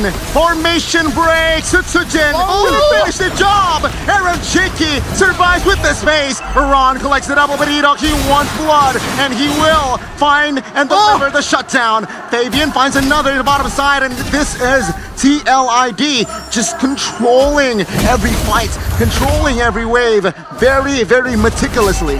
Just micros all over the place for TLID. They're just pouncing on the King of Kings, and now the objective battle, round number 3. Can Fabian actually take this one? Let's see. TLID, 80% control of that Turtle Edok. no raging sandstorm, so no points in finding the gamble play. So let's slow it down, man. Let's slow it way down, right? So TLID, finally they get a turtle under their belt, and for TLID, now oh, never mind. Oh my Tyron, God. we have Dragon, Purify Box, Entropy. Tyron, triple threat, baby. He's buying time. Oh, He survives. Real world population invested, and he survives. Surely no. Witty is there in the bottom side. The Ron pays the price. That's Fabian, Flavor Fave with the Tempest of Blade. Looking for more. He finds one. Hidok and Rins double teaming him, but he survives. Gunny, I feel like right now you speak. Just speak. Now it's gonna be Sitsujin, but yeah, I don't think so. I don't think so, mate. The damage is there, Witty. No Shunpu just yet. Witty! Way of Dragon Oh, Flicker. no. Is there good read by Aaron Chicken? Witty Wait a minute. survives. What the heck? Wait a minute. Wait, he's going for the turret. Can he actually get away? Looks like he won't be able to. The dog once again dealing the final blow on towards one of TLID members, and right now they're up a 1.4k gold lead. Oh man, we gotta find some time to breathe, and I think it's right now, Mirko. You have to talk about wait. I think you're safe. I think you're safe. Just talk about it. Talk about it. All right, we gotta give a few seconds. Okay, we have time. Finally, Berserker's Fury, Haas Claws already on the way to the Endless Battle. It's a big power spike. It's a Holy Crystal build on the way to an Natan. Wow. Despite the fact that it's been very chaotic, this is pretty much the same timer. 9 minutes into Holy Crystal, it should be. For TLID and Fabian, man on the Ling. You can see how busy he stays. Sitsujin really won't be able to stop this. Take, I think the Cannon will get it, yes. And TLID will build a 2,000 gold lead, man. Here, it gets real scary for RRQ because in these brawls, they've been losing. Witty, Conceal. No. Baits up the Crimson Beacon, though. Yeah. That's value, especially as we... Oh, never mind. They actually just forced it right away. I thought they were going to wait for the minions, but no. Fabian and Aaron Shiki knows the limit. And if we're talking about RRQ Hoshi, the keys to victory in the regular season, how do you beat RRQ Hoshi, who are just so textbook, who are so good at playing the disciplined game? It's chaos. They're doing it now. We're Dragon to lead, no chance. He will fall first. 5v4, that's a knockup. 2 man as well. Witty receiving a lot of heat, and he will survive with the Jet Kundo. Fabian finds the Lord. Fabian now no way. focusing on bodies. He finds one. Sitsujin might be next. He wants to do good one, but Fabian finds the right targeting, and that's the triple. Fabian, Flavor Fave, can you stop this guy? Now in the bottom side is actually Darren isolated, and he will not be able to as Fabian finds the Maniac. First team, MPL Indonesia, baby! Regular season MVP, baby! Fabian just takes the cake away from RRQ. Look at this, man. RRQ, I feel like they're just playing a keeping up game against the rotation coming in from TLID's members. If you had any question as to why we gave him the moniker, the Usurper, now you get to see it! Trying to take that crown away from the Kings of Kings. A crown that was most likely theirs. Most of the predictions went their favor. Witty! Flicker way of Dragon finds it up, and he will be deleted. Oh my goodness, Fabian, stop! That will be the shutdown. Byron finds it, and TLID, they have to shift and decrease their gear. Is that Ranger Mas Really, on Banchana. RQ's fan section with feel as well? Wait, Crazy. Finally showing its real colors, man. Its true colors. Well, let's take a look at the item builds. It's a BOD on the way there. Holy Crystal already done for the side of Aaron Shiki. I'm not too sure if he actually wants to go for the Giant Glaive right here, but honestly, I would think maybe the Blood Wings would serve him a bit better in a very chaotic skirmish, because damage-wise, you should be able to already burst down some of these members. There's only 1 Radiant Armor on the side of RRQ. So he's going to be a bit late to that item, Magic Defense item. So, yeah, for TLID, I think the safer bet for Aaron Shiki should be the Blood Wings. Also, for RRQ, they're going to really struggle in these chaotic duels, man, up against TLID. The thing is, we were questioning the Hilda pick, remember, Gani? Yeah. In the draft. Why Hilda so early? It almost seems like St. Lucas saw what and no one could see. He saw that the game would be chaotic, and in a chaotic game, yeah, Hilda does amazing. When you are isolated, when your assassin needs to 1v1 this... I don't want to call her a hero, because this is a... I don't like Hilda. Let's call her a character or something, all right? I don't want to call her a hero. But yeah, Hilda, ridiculous. Revitalize, go in bush, go out bush, regen constantly. And you can see the AI prediction because it's been so chaotic, and because honestly, when it comes to scaling, it really should be on TLID's side with Aaron, Natan, with Ling, and Yves. AI prediction presented by Samsung Galaxy S24 FE. It favors TLID. And on top of that, really for REQ, there's no one to match the side lane pressure of TLID. And a big reason as to why, usually when you see CC, it should be the one going up against the Ling in the side lane. This is a Ling, this is a CC Purified though, so it's going to be different. And it's also a CC that is so far behind. So going up against the Ling, Fabian now with a BOD. The man does not care. The man, I was saying Blood Wings, nah. Aaron Shiki is a certified Chad for going for Divine Glaive. Oh, yeah, has skill too, there you go. Space, Fabian spotted. This is gonna be the first Lord, the first enhanced Lord, mind you. RQ, do you think they have chances to take over the Lord? Oh, whoa. Hey, that's a stun.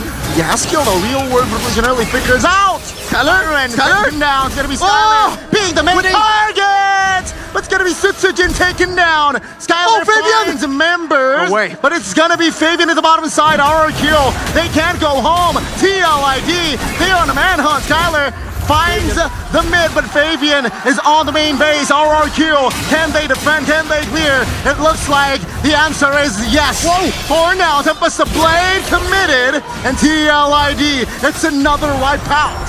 My goodness gracious, what are we seeing right now? Again, TLID in under 14 minutes takes down the King of Kings. They are one step away, one game of Mobile Legends away from Malaysia, from representing Indonesia in M6. This new young bloods of MPL ID took over Indonesia. What just happened?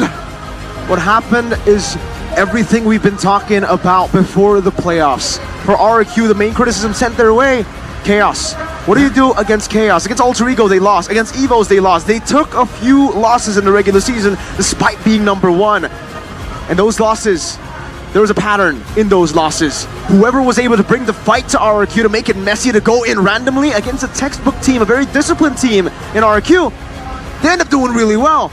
And who better to take Chaos than TLID? This team is literally, they're the cavalry. They will charge through whatever formation you have. It's literally like a war strategy, right? When you have infantrymen, when you have lined up everything, discipline, you crash it down with the cavalry, man. Charge through, break that formation. This team is definitely a Edok debuted and surprised everyone with. Question, does Skylar play Lunox? We haven't really seen him on the unconventional heroes. It's mostly Aaron Shiki. That's the Ruby thing. Gold, the Lunox Gold. So right now, I think that if Lunox is not an option, then probably it's Ruby, and then they can build a full dive composition, which is Ruby Gold? They could go into a double fighter composition if they want to. It wouldn't do too bad, but at the end of the day, the focus is a big issue. So yeah, Charisma, focus on the wave clear, have the Claw to be able to BMI out of tough spots.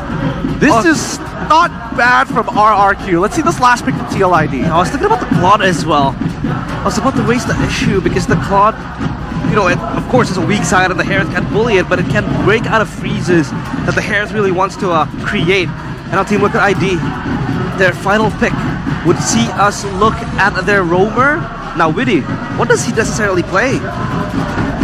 Witty here. We've always seen him on something a bit more passive, in a sense that like not mechanically intense. Usually I remember him being on the Hylas a lot actually, but it's not an option either. Something tanky that can serve as a front line and still help with the engages. Mincetar.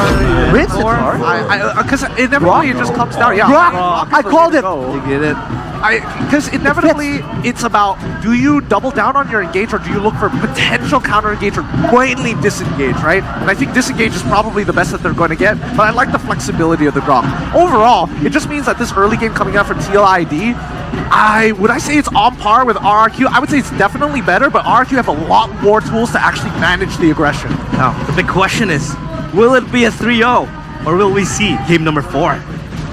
On paper, statistically, man, with the Yves, it's been doing so well against the Sushin. We've seen the problem there with a Suyo. The Suyo that's been so feared. We'll have to see how Sushin performs on this, man. That's very interesting. So please, to our casters, Chefin, Goni, Mirko, lead us to Light of Dawn. This might be the climax. This might be the end of this series. The decider of who's gonna be the first one to represent Indonesia in Malaysia in M6 World Championship. But surely, The King of Kings don't want to let that happen. Let's see in the land of Dawn. Ladies and gentlemen, it's time! Potentially, this is going to be the last game of this series. Let's see. Can does RRQ have enough gas in their tank to take it to game 4? It's a good question, Gani. It does seem like TLID have finally chosen a new hero. By the way, great purple buff reset there by Witty. Unfortunately, no capitalization because RRQ, Suyo, Sutsujin, very intelligent pathing will clear the entire bottom side before moving over to the purple buff. What's interesting, what caught my eye instantly is the fact that both roamers goes for the Brave Smite, not the concussive blast that we are used to seeing from the Grok, for the instant clear. I'm guessing because Jusin clears pretty well herself, now we want to go for the Brave Smite. For Edok, I think on roam Edith, this is quite, like, it's more normal to see compared to a Grok, but it is the Wilderness Blessing plus also the agility, so he wants to be super fast. Mr. Grokman over here is also agility for Aran. Wants to be... Wow, okay, that one, there's something interesting as well, is the weapon mastery selection for Aaron Shiki. I think we've seen a lot of Bargain Hunter, seen a lot of Inspires as well, but he's gone for the weapon mastery, looking for that mid-game power spike, or even late game, I would say, to get items, equipment, and then start dealing damage. Fabian, very, very heavy pressure onto Rosito, who forced to use the flicker, and even then, Fabian wants a bite or two. Man, oh man, and the flicker is gone for Mr. Edok for the next objective, possibly. So it's gonna be safer for Fabian to actually execute Retribution, the next objective. But Mirko, again, he has skill. Oh, never mind, gotta wait. Ron popping the vengeance in the backside. Actually, Sutsujin caught. And that's the first blood for TLID. Dyran finds the trade with the help of friends. Witty and Fabian, good juke, and the real world Metablation was able to be triggered. Yeskiel, a little bit late, but that's a knockup on Chortito, who has no flicker. Good to see that TLID is still addicted to the rush. They're not stopping on the team fight. They're not stopping to kill the members of RRQ. Really intelligent punish there from Fabian. He was just waiting for the moment, but also really well played from Aran. Pops into Vengeance, and he got the Brave Smite proc while also hitting the minions to get a bit more sustained with his first skill. Bottom lane, someone force. Skyler is actually very low. Still holding on to that Purify, but that's going to be a freeze in the bottom side. Yeah, the Harith not really... I mean, the Claude not really a good matchup into the Harith. That's why I really didn't expect them to go for the Claude. It's a comfort pick, and in these situations, it's great. TLID though, Turtle.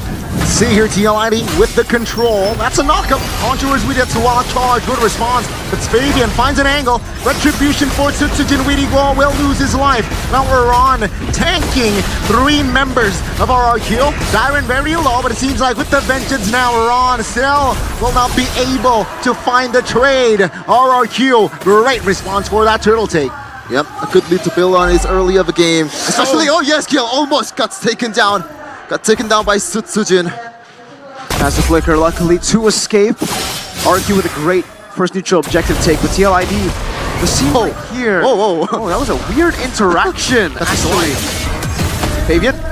This flickers on, but it seems like with the fracture, Fabian finds his first kill of the game. It seems like no matter what the hero wins is playing, he's not gonna have a good time against TLID, man. He's been one of the prime targets of the cavalry so far.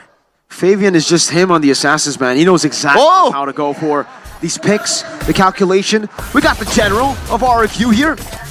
Oh man. I'm gonna be excited to see the reaction here from Mr. B. Kent. Surely one of the more prominent fans of RRQ. Lord Kent is his brother. What? Okay, back to the game. RRQ right now, they have the gold lead, but it seems like in terms of map pressure, Mirko, even by the kill difference, actually RRQ winning it out, but TLID, they seem like has the upper hand right now. Yeah, that's why it's going to be really scary for TLID once the mid-game hits. Their mid-game power spike is going to hit like a truck, man. If they go for the skirmishes in the mid-game, once Aaron Cheeky has gotten 2 items even, the weapon mastery will really start to impact the game. That's a knockup. That's a wild charge committed as well. Now it's going to be the real world motivation. Now looking for trade. Yeskiel will be the first one to fall for TLID, and that will be a disengage. Fabian, though, very cheeky attempt there, but Skyler, quick reactions. Don't take that any day of the week, man. It's over for a mid laner onto Yeskiel. It's also the first death for this guy as well. There was room for failure, but Skylar Placing the wedge! No! It will not be enough to save his life. TLID finds the structure. Oh, that's a good dodge. But the primal wrath doesn't land. TLID Flavor Fave brings flavor in that juke. get him to Alcatraz, because that was an absolute crime of the highest level from Flavor Fave, the MVP of the regular season. What? It's a penalty zone. Alongside Subsidiary pops the Vengeance. Infernal Pursuit will not. Oh, Renz, good read, good reaction, but he did use his flicker. Let's see, will that cost on towards the next fight? My lord, the amount of team fights again! For RQ and TLID, it's even. But the thing is, Skylar has really been placed in a bad spot here in game number 3. TLID, that was a great Harith pick, but I think it's a bad Claude pick too. The fact that they picked up the Claude against the Harith and Nolan means that this lane will really have... Oh, wait, TLID might be going for another assassination. Oh, he spent his wild charge already. Shaman Force Bomb. Fabian, Skylar barely survives. Oh, he's dead.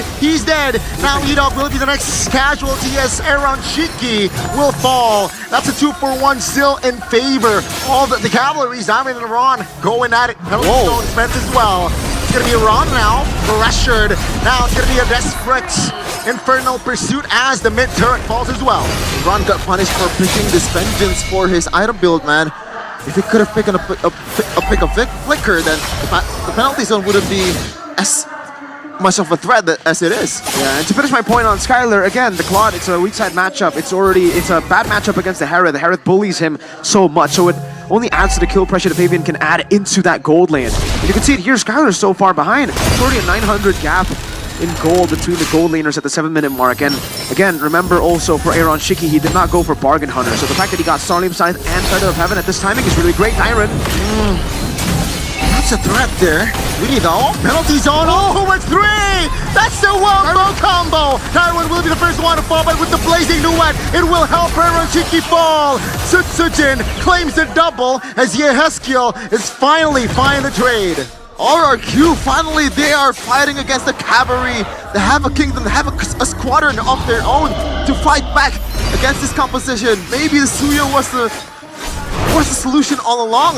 Yeah, Suyo is definitely quite strong, Spencer. You know? I guess we'll say that, quite strong. I don't think broken is the word. We got a winner of 1-1 when you say Suyo is strong every single time.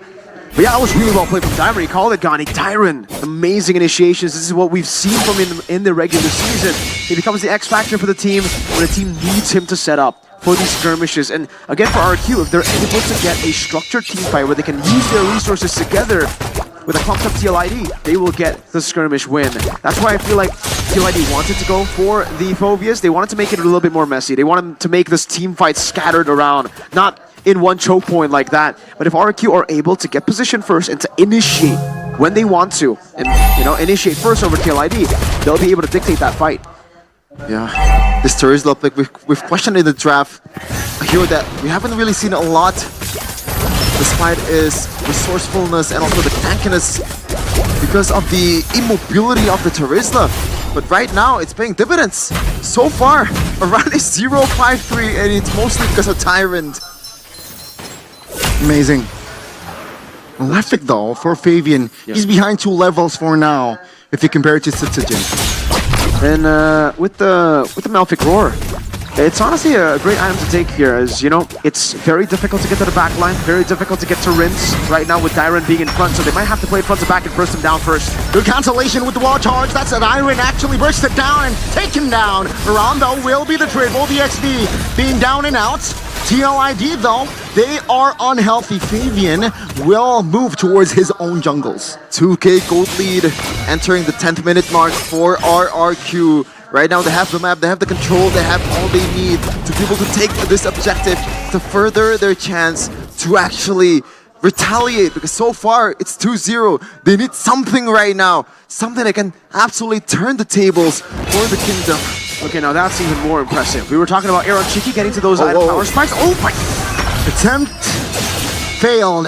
RRQ, good response. Sutsujin though, 50% HP. But yeah, what's more impressive is the fact that Skylar, he died twice in the early game. But he has a 3-item power spike. No, well, charge! Oh, good read. He popped the Purify as well. Witty, that's info. Witty has to recall. That's technically a 5v4. Oh yes, Kel already getting bothered by Rinse this year. 100% win rate against the Sushin. RQ, can they do it? RQ with the control 80% of the Lord area. Fabian, very cheeky angle, but finds it. Now with the penalty zone, that whiffs. That's a whiff. Now it's going to be real work for the Blazing. Tricky finds the Lord. Now Blazing the way popped as well. Yes, Kia flickers out to safety. But TLID, they find the Lord. Out of all the people, Sutsujin was there, Fabian was there, but it is Prince Aaron this time taking it out. Oh, this might be a mistake, TL. Witty, no flicker.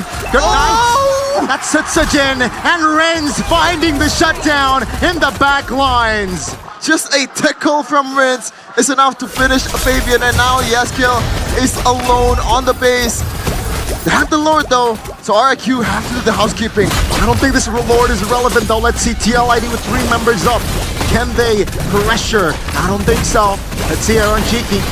No Shaman Force. There you go. That's a stun. That's a Purify with the Blazing Duet as well. TLID, 3 members still stands, but that is the Lord taken out. That is crazy damage from Sutsujin. I wonder what item build is going for. Is he going for the full knowledge? It's okay. It's normal Suyo build, right? It's not the full Assassin Sky Piercer build that we saw in MPL Philippines. Oh my lord, he almost just one-shot Aaron Shiki on the Heron. Even when he cut the second skill off, the shielding in. Rose Gold Meteor, so much respect over to Aaron Shiki and Yehezkiel. He knows on the quad, once it gets to a certain point of the game, he will be able to dodge away from the fractures. He will be able to dodge away from the kill threat of just purely Nolan.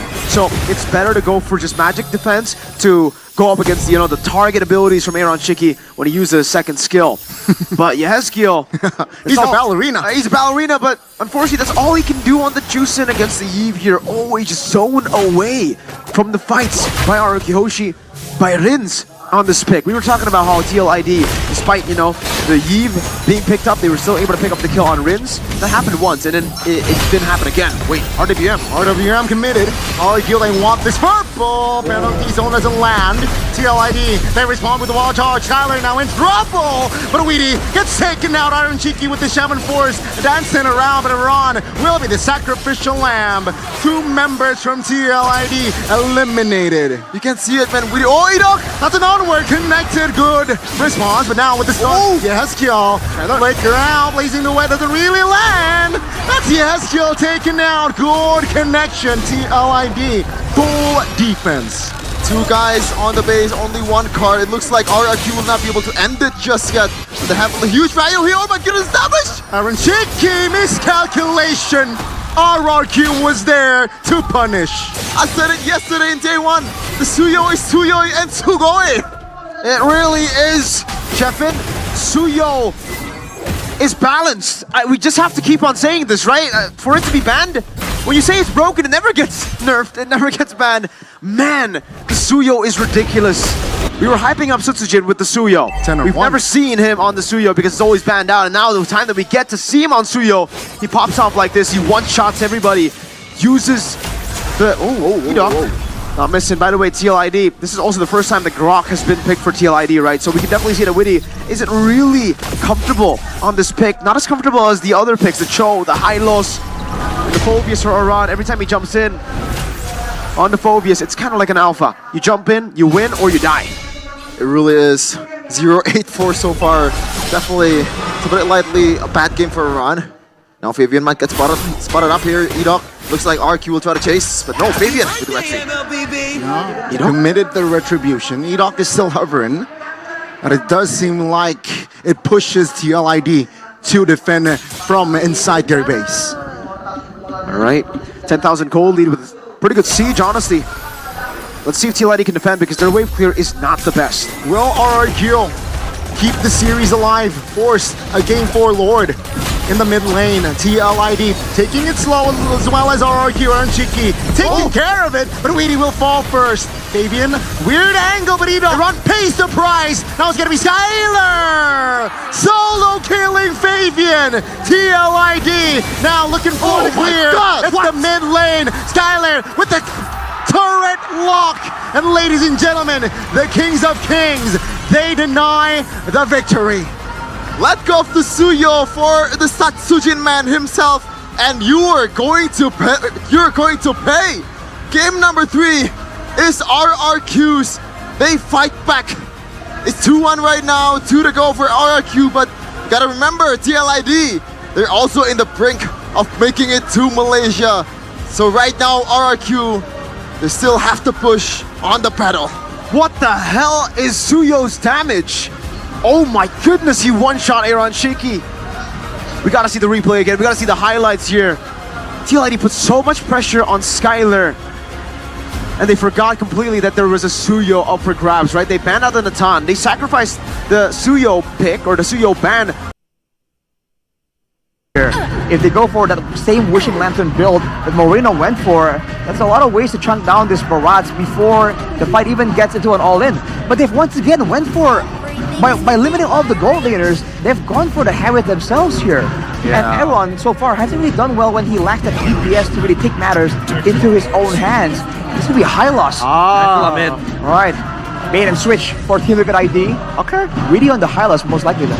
I think at this point, at least they give themselves early game options. They kind of pivoted to like, we're not going to play pure early game, but by our mid game, we're decently okay. We're decently strong, which I think that right now, the only person in the mid game who's to be strong is only the Alpha. Maybe the Barats if he gets like a decent lane overall, but we'll see how that goes.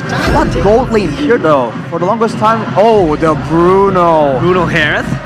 That Oh matchup. boy. I feel like in the early game, the Bruno will still have ways to outplay, but at level 4, the Harriet will have more all-in potential. All-in most likely. Yeah. All comes down to how long the trades are, right? Bruno excels in the longer trades, but later on with the Zaman Force, it kind of equalizes. I feel like it's going to be, once more, a highlight of the roaming, right? Will the mid lane and roam actually be able to influence that gold lane? It's a tough call here.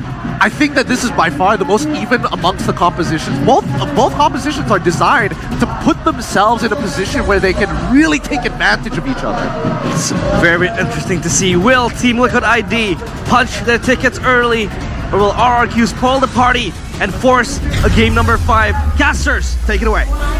This young rookies has been in this situation before in this playoffs. Up 2-1. They were equalized by Bigatron Alpha, but this time around it's the King of Kings.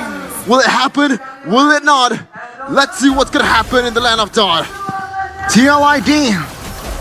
Let's see the trials and tribulations against RRQ. Can RRQ pull up? And will we see a game 5? I really hope we see a game 5, you know? We saw a game 5 for Pikachu TL. It would only be fair to see a full game 5 for our upper bracket finals as well, man. This Faramis pick was brilliant. Honestly, RRQ did all the homework. Hezkiel doing a good job, though. Oh, Rin's not level 2. That's immobilized. And that is the solo kill, Angela, against Rins on the Faramis. What? That's a counter. That was supposed to be the counter, but he miscalculated hard. Oh, man, Rin so far in this playoffs, man, he's been getting absolutely bullied by literally everyone I agree. on the opponent. Yeah, not the best of looks for our first team mid lane here, but we are going to be taking a look at the emblems by Indie Home. But before that, seems like it's going to be a bit of an invade. Fabian, normal emblems, this time Inspire plus Tenacity for Aaron Shaky. He's learned his lesson. He went for Weapon Mastery, a bit greedy. He goes for Tenacity here to just take in a bit more damage in the skirmishes. As long as he's able to take some damage, he'll be able to return the favor. When he pops the Revitalize here early, man. Rins pulls up and yeah, Flicker popped there. Let's see here in the early minutes. It's still TLID in the driver's seat. I think the only fix is just for Rins to lock in, because that was not it. You're wasting a flicker before the neutral objective even begins. Yeah, and this is really well played by Aaron Shiki. He's actually gotten the advantage in lane, but Skyler has QC, so it should be good. Aran being the main target, pops the Flicker himself. And that is the green light for RRQ. Let's take the river. Not much bodies on the front for TLID right now. Aran is already half HP. Siren might be looking to go. Oh, what? Whoa! That's the Daytona's welcome blind one. And Sitsujin claims the turtle. Tempest of Blade Pop. That's a 2-man knockup. Rins will be the first one to fall. Aran will be the trade, and Dyron will try to sustain himself, but he will fall. Fabian 1 HP. Oh my God! Tricky Mr. Solo Man finds the solo against Skyler. Circling Eagle against Yeheskiel here. Round 2. Let's go. But Rins hovers around. And that will be TLID's slight edge there. Now this is the TLID tempo that we've seen in game number 1 and in game number 2. But what a play by Tyrant, man. A reminiscence of Lemon bringing down a Ling with a Ruby. Man, really well played from Tyrant. Really good chomp down, but how the heck did Fabian mid-flight do all that without purple buff? That's what's crazy. I would say, you know, the chomp was already crazy. I thought that was going to be the highlight. Witty shouldn't really be committed down upon by RQ. Aaron got so many things happened there. I don't know where to start. Fabian, no purple buff, decided to go in with the hard guard. Was a good decision, but then Tyrant got the chomp down, and then how the heck did he get all of it played like that with no purple? What? It's a game that defies your belief. It goes beyond your expectations. And right now, the whole team of RQ is going towards the bottom lane. Oh, circling Eagle, that's the find! He finds the connection. Glorious Pathway does not save Witty. RRQ, they know where to put the bags in, and it's the gold lane. Don't bully the horse. Don't bully Witty. No. And the cat also. This is animal abuse. Peter, where are you right now? Hey man, it's gonna be really tough for TLID to secure neutral objectives, but I think with this composition, their main goal isn't really neutral objectives. RRQ able to equalize that gold lead with a few shots down in the bottom lane. It's actually almost the entire turret gold taken out. Yeah, RQ will definitely have control over all the neutral objectives. Aran's still going in, what? No, first Pathway pops. Circling Eagle, Sitsukin finds the turtle. Now there's a two-man fight here. Tempest the Blade! Munch. Daytona's welcome with the connection, but Darren falls. Sitsukin holding on. Aran will not survive Fabian in the mid lane. That's a 1-4-1. The turtle, though, goes to the Kings of Kings. Yeah, man, Aran on this Mobius once again. Good thing right now he's on a flicker, so he has a way to get away from some of the engages from RRQ. But once again, against a Faramis, a Mathilda, this kiting heavy composition coming in from RRQ, it's gonna be a hard time. Yeah, they have to give Fabian the farm up top, you know. Aran actually going to the mid lane, and Yeheskiel. This is, I guess, the advantage of having the Angela. You don't really need a lot of gold, right? All you need to do is get the rest of your team to a good spot, and then you just play as a support. Purple buff though, yeah. They will contest this. Sitsukin finds... No, actually still, Fabian, no. What the heck? Aran is still sandbagging the front lines alongside Witty. Revitalized Pops. No casualties, but actually RRQ, they managed to get the purple. Man, oh man, and the purple is taken away, and now the potential of this thing is gonna be half, but we gotta consider, man, what happened before. When Fabian doesn't have that purple buff, it is still Fabian. It's not going to be Fabian for long, though, I would say, if Sitsukin continues with this pace, because he's taken everything away from Fabian. And yeah, without the purple buff, you can still catch those blades, though it is a bit harder. Without gold, without XP, you shouldn't really be able to threaten anyone. You were talking about how Skyler would be quite vulnerable, especially because the Herod lane, Bottom lane? should actually have a lot of kill pressure on the Bruno. But yeah, no, not anymore, I think. Look at Sitsukin. First Pathway. Whoa. The back lines in the realm to save his life. Skyler finds the kill. Now Daytona's welcome lands on Aran. He flickers out RRQ though. They are out for blood. Aran will not be able to escape as Renz secures the kill. RRQ, they don't want to go down 3-1. They don't want to let go of this M6 tickets right away from the upper bracket finals. Now Fabian gets something in the top lane, but is it worth it? I don't think it is worth it, but it's the only trade they can go for. Unfortunately, it's gone to a point where that's the perceived desperate plays already for the side of TLID, because they can't go for the purple buffs here. RRQ, Mathilda, Alpha, this is why it's so scared. This is why everybody always picks it up. The pressure is ridiculous. Glorious Pathway here to hinder the movements. The TLID this time, Fabian finds the purple. Spear of Alpha lands on Witty, and he will be eliminated. RRQ still asserting dominance in the jungles of TLID. This goes out of my radar, but Mirko, you gotta tell me how TLID can take down this Dino, man. How do you do it with a Ling and also a Harith? Honestly, I'm struggling to find an I guess they have to really wait for late game. Like they have to wait for the power spikes. Who do you funnel your goal to, though? Yeah, at this point they should ignore the barrage. They should just go for Skylar. They have to go for Skylar and Satsujin. That's easier said than done. Yeah, probably just Skylar. It's a tough game, and RQ have so many ways to keep Skylar alive with the Mathilda, with the Faramis, and yeah, Hylos gets eaten up. Hylos, revitalized hard guard, even invested, and he still goes down. RRQ, they are just very, it's insanity. See how they play Inner? Whoa. Will be the trade for Inner top lane, though. Matter. That is TLID trying to delay the movements. RRQ still controlling the Land of Dawn. Yeah. Fabian right now is playing like a lone wolf, or maybe a lone horse even, on the top lane, getting all he can, but again, it's not gonna be worth it. Yeah, the lone stallion. Still Yeah. where you're looking for there.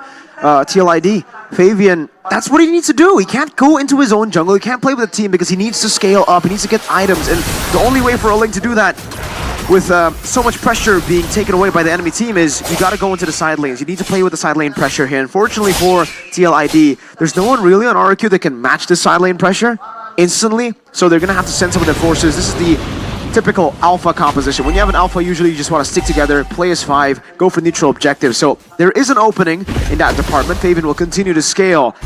And I'm not sure about Aaron Shiki. He's definitely going to be struggling to get those items. They got spotted out trying to steal the Lord, and I don't think they need even a Sutsujin to go for this one, as Fabian is gonna take anything that he can in the bottom lane. Good value though. Oh man, right, Inner? Both top and bot taken down here. TLID damage, or yeah, damage control. All right, back again. It's just RQ utilizing the composition to go for neutral objectives. It's almost 100% neutral objective control always when you have an Alpha Mathilda against a Ling. That's why I was against the idea of the Angeling in the draft. Yeah. But for RQ, they're definitely having a blast here. Holy defense in the mid lane. Mid lane wow. now. Oh, that's an initiation there with the Spear of Alpha. Witty trying to hold on, trying to zone out members. Revitalize, popped! Doesn't matter. Tyler finds the kill. Nate's turret, though, is actually alive now in the back side. Fabian looking for the kill, but Aron, he will not fall. Skylar is going to the trade, but Eda will fall. That's a double by Aaron Cheeky. TLID, they made their defense, and RRQ, they are forced to go back. Fabian, his signal going right, but goes left instead, like an Indonesian mom on a motorbike. This guy is special. What the heck? He did that again without the purple buff. He hasn't gotten a purple buff since, I forgot, but what the heck? This guy's playing without purple buff. He's going and farming like a god, and now he gets his purple buff. Now it gets scary for RQ. Skylar needs to win the nature quick, real quick. Oh, he went for the GDS third item. He is going to be quite vulnerable now because, again, they didn't really halt Fabian's farm completely. He has an endless battle at 10. That's not bad at all for the timer of the Ling, especially when you're up against a Mathilda Alpha that should really be a way to shut the Ling down. This is impressive stuff from TLID, from Fabian and Aaron Shiki. Man, even Aaron on the way to the Holy Crystal. Their farm, okay, Aaron is a bit late to the party with the item build, but still, 11 minutes, it's not a bad timing. It's not a bad timer to get the Holy Crystal. It's still fine and dandy. Still within the period of time where the enemy team shouldn't have that much magic defense. Well, they commit. Wow, that's a catch! Spear of Alpha! Nope. Tempest the Blade with the Alpha Hard Guard, though, to find the defense, and they survive. Oh man, gotta hold your breath, but I don't think it's gonna be taken down, but Aron might be though. There's an attempt, and that's the flicker from Aron. Let's see in the mid lane defense. Coming for his hops, Winnie, revitalized, committed, and that's gonna be the nether round. Oh, what? Oh, I don't understand. Aaron Cheeky is down, and RRQ, they get the mid base turret. I think that was the balls from Skylar. Yep. The damage? Worldy out of nowhere. With Rins too, with the Ghost Bursters, Rins got the kill, but yeah, Skylar, he got a crit down onto Mr. Aaron Shiki. What the heck? It's a game of inches now, it's a game of pixels. They gotta be very, very careful. Aaron doing a good job trying to keep the base turret alive in the mid lane. But after, you know, the fourth synchro, the fourth chrono dash, I think they really should have backed away. Another Lord for free for RQ, and I've got to take a look at the items here. Wind Talker. So for Skylar, even despite the fact that, you know, they almost lost a skirmish earlier, he's still thinking, I have enough sustain, I have a Mathilda, I have a Paramis. There's no reason for me to go for Win of Nature here. I can just rely on what my team has, the utility that my team has. And honestly, yeah, the utility hasn't failed him. Actually, it has twice, but once. It has once. Man, Just once. and this composition, man, the Angeling, Ling, I don't think he can even eliminate one lane that usually a lot of Lings do. And this composition, the wave clear, is nothing sort of like, it's terrible and horrible. It's terrible. It's terrible. It definitely is. What? Sutsujin jumps in, Purify triggered. Shaman Force already committed as well. TLID pulling the Lord towards the bottom side. RRQ moving with the Lord. Iran munched down, taken down. Tempest of Blade committed. Nether Realm already triggered actually. But RRQ, they're still hovering. Lord taken care of. In the backside, with the help of Hardguard, Fabian looking for something, doesn't find the connection. But Wait, the Shaman Force, it's already a cycle. Skyler finds the mark. TLID still holding on though. Renz very aggressive, but he will be taken down. Aaron Jiki survived barely. But Iron trying to win and crown the situation. RRQ, they're looking for the main base. RRQ has Skyler. They can take it to game 5. Ladies and gentlemen, Kings of Kings has done it. They're not gonna go down just yet. They take it to game number 5. The final climax that we've been waiting for. We got a series, ladies and gentlemen. A clean sweep? Would you really think a clean sweep would be happening in the upper bracket finals? 2-2. Just like yesterday, 2-2. But yesterday, TLID were able to overcome the reverse sweep to take game 5. Against RRQ though, full momentum. And the drafts have been phenomenal from them too. That Mathilda Alpha, they just stayed consistent with what works. TLID going to comfort way too early in the series, going to experiment, I feel way too early there. The Mathilda was open for them. They could have gone for so many different picks, but they banked on the Angela Ling, and without the Ruby, we can see the true weakness here. Ruby wasn't banned yesterday. That's why Bigatron faltered. The Ruby was an enabler to kind of stop everybody from moving so that the Tempest Blades would hit, so that the Defiant Blades could... Rusa, they have a window. A Kaja ban right there? Is that a Kaja ban? Yeah. Why?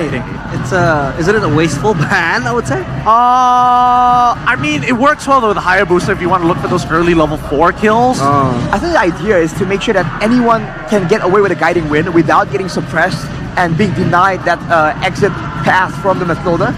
Still, the 2 bans for Edok right here, definitely quite costly. Yeah. Not too bad composition. Will the Edith show up here? Edith is... Fast initiations as well as a good damage output in the late game could be an option. Yeah. Oh, Khalid. Khalid to get that mid prio going, especially with the Yves now. So for TLID, I think they want to pick up the Edith right here, no? To really peel for the Phoveus and maybe pick up a strong mid laner? I don't know. I think it's right now it's looking really, really rough for TLID. I think this Harith second pick may have just costed them. They already saw the Phoveus. They're playing it into the Yves as well, and I think it's pretty straightforward for RRQ from this point onwards. It's gonna be the Bruno again? I think it doesn't really matter. If he wants to play Bruno, I think it's totally fine. I think there's even an argument for Claude as well as Irithel as well. But either way, it's looking, I'm not gonna lie, it's looking pretty grim. Ooh, Aurora! Okay. Interesting. Talk to me about this pick. It's good. It stops. It kind of guarantees a hit on the Frigid Glacier, on the Phoveus and Khalid due to the all-in nature. And even if Edok lands a massive Raging Sandstorm, if you pop out the Frigid Glacier before, then the rest of the team can't really. There we go! No way! There we go! They kept the secret the whole time. Skyler Lunox? I haven't seen him play it, but Lunox has been the go-to counter against the Harith. Yeah. Tries to all-in you just go invincible. Use your iframes, burst them down. And now the front-to-back composition, all this denial of dice from Team Liquid ID are kind of negated. The Hayabusa can go in deep all the way. The Lunox can go in there as well. Yeah. The Lunox will have that weapon, that mission to just topple down the Harith. One last predictions, quick one, Arashi, Gideon. I gotta vote for RRQ. I gotta My go boys. RRQ on this one as well. They're looking pretty good. My boys. RRQ voices from up there as we get ready to throw it away in a final brawl to M6. Mirko, Gani, Sheffin, take it away. It all comes down to this game, to this very game. The first ticket to M6. The blood, the sweat, the tears. What happened in the regular season? It all led to this. RRQ versus TLID. One more round, one more game. It's time. Let's see what both teams will bring to the table. Let's go.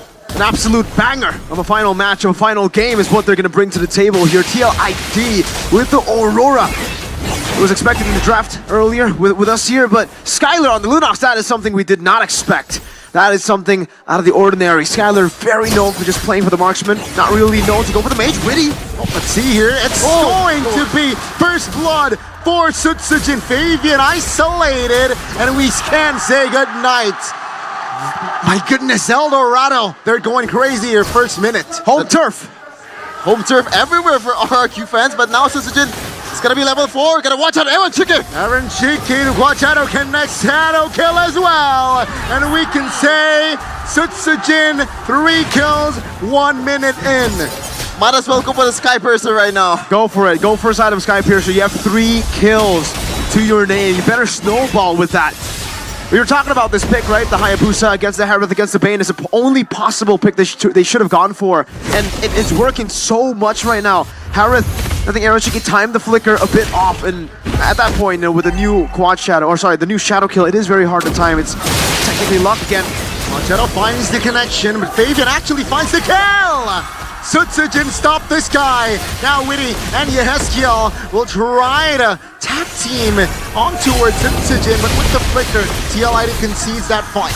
The ninja is skipping the snowball, courtesy of Tyrant and Rinces. Cover there. Now RRQ, not even 2 minutes, already 2 minutes elapsed. Already 1.6k gold lead. This is just not looking good for TLID. The snowball is real. Let's see here, will they keep their momentum? RRQ controlling the turtle. Tyrant, oh my goodness, RWM zoning away Aran, and with the vengeance, he is alive. With the freeze, the Frigid Glacier connects on towards Tyrant, and that will be the first neutral objective taken care of by RRQ. Oh, I still remember Fabian on Hayabusa destroying Vincent's Bane, and now he's got to play the Bane. He's on the other side of the court, and look at this Edok, man. This Khalid roam, this is the advantage, Mirko. It really is, man. The mobility difference is definitely seen here.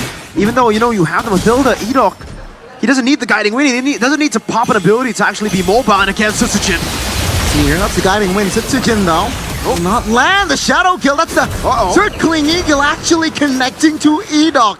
Edok punished, and that will be RRQ trying to look to stabilize. Ladies and gentlemen, that was a clean Hayabusa combo coming from Sutsujin, but the health bars, they're healthy. The circling eagle. It was a circling eagle. While he was a circling eagle, somehow the shadow kill was cancelled out. So that's an interaction now that he knows is possible. He needs to be very, very careful because there's a lot of mobility on the side of TLID. What? Whoa! Aggressive RWM there to perhaps trigger some spells. But it seems like TLID handled themselves well here. Circling eagle again. Gather info and RRQ, they move onwards to the bottom lane. Top lane, Tyrant 2v1, double team. Infernal Pursuit, will he survive? That's the question. Law and Order spent.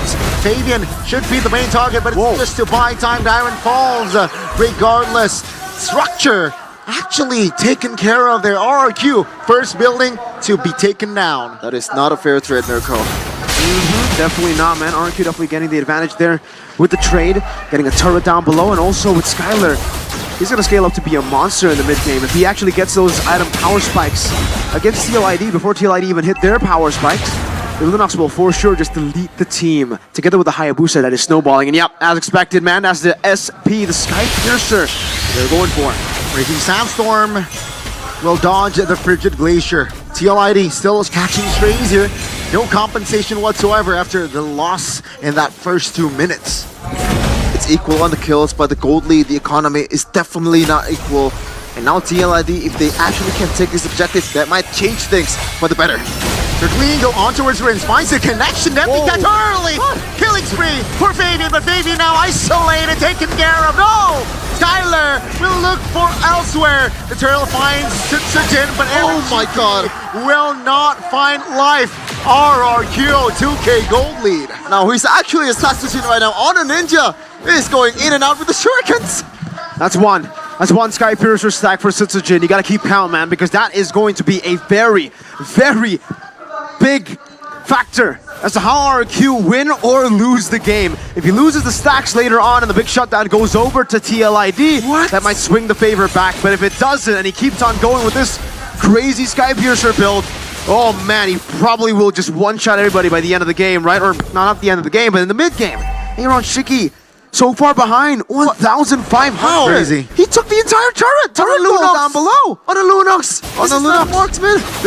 Well, it's Skyler, so he plays anything like a marksman, right? Oh man, 1,500 gold in the winning matchup already. Now, you saw the damage. They got a lot of big stuns. TLID played it well in the turtle fight, but not well enough to beat that gold lead. That is a ridiculous amount to have on the Lunox against this composition. He can do the Ruby DD combo once in the back and he'll lose, well, he'll probably kill one, and you'll get all the others at half. And by that time, Mr. Sitsujin, man, can come in and get the Sky Piercer stacks. Oh man, Narcus not stopping. Look at Dyron and Edo just scouting the situation out there. And this also serves the purpose of scouting for the ninja to actually go in. He's just finding the opportunity for Sitsujin. Oh my goodness, that's a horse! Now they lack catchability here, and Sitsujin is just roaming freely. Land of Dawn, more like Sitsujin's playground. Brute Force breastplate on a Bane. He has to rush it. I think he went War Axe into the Brute Force breastplate. Yeah, he did. He has to go for a bit more defense. He knows exactly what the situation looks like here. RRQ definitely are overwhelming them with a lot of physical damage, mainly from Mr. Sitsujin on the Sky Piercer. Certainly Eagle, Squiddy, Last resources is secured. Kill. It seems like they are aiming for that perfect turtle around half HP. That's gonna be the Gorge pathway pop. Skyler looking for an angle, but it seems like now Fabian zoned out. Girl WM will not let any members of TLID in. Now Darren looking for the kills. RRQ, they're on the manhunt, and Aaron Shiki survives with that flicker, but 3 members has to pay the price. Sitsujin, how many stacks do you want? RQ, how many bodies do you want? They killed 3 in this mid-game, and now they're up 6K in 7.5 minutes! They want everything and anyone, is what they're saying right now. RRQ, Hoshi just taking everything under their control.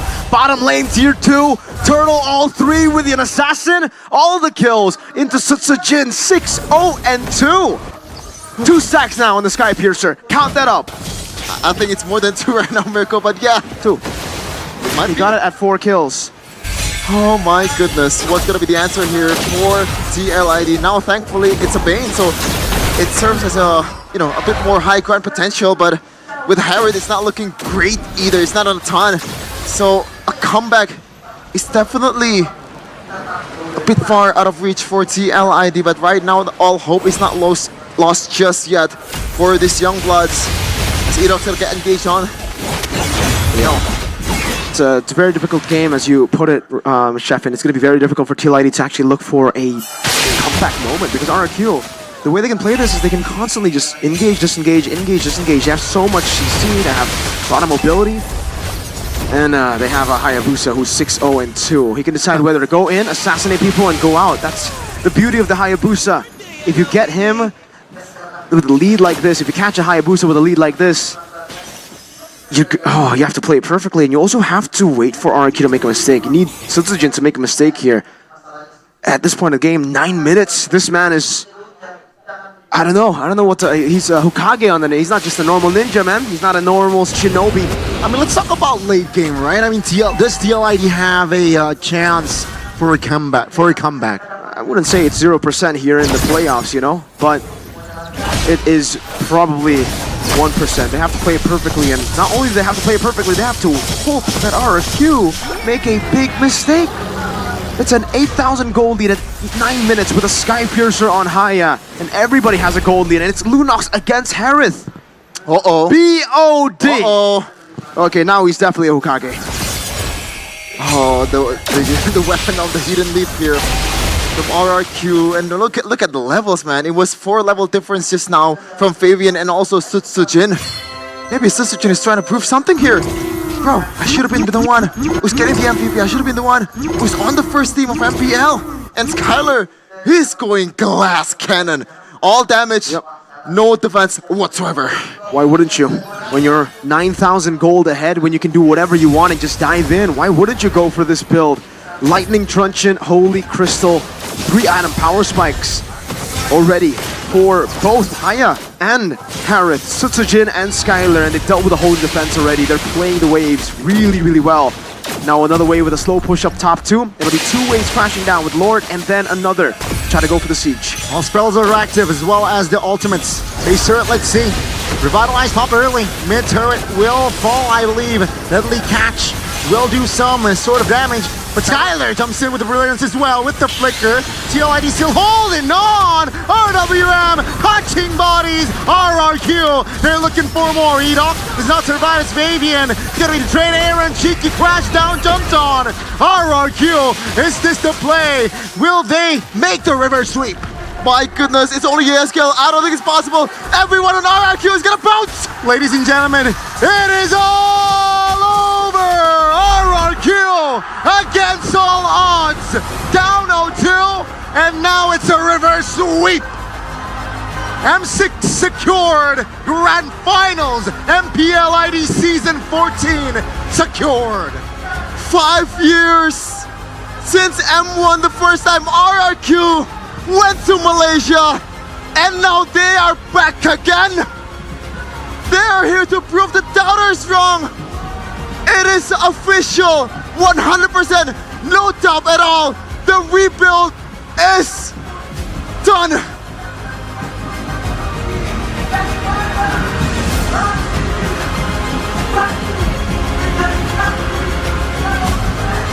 Man, oh man. What a journey so far.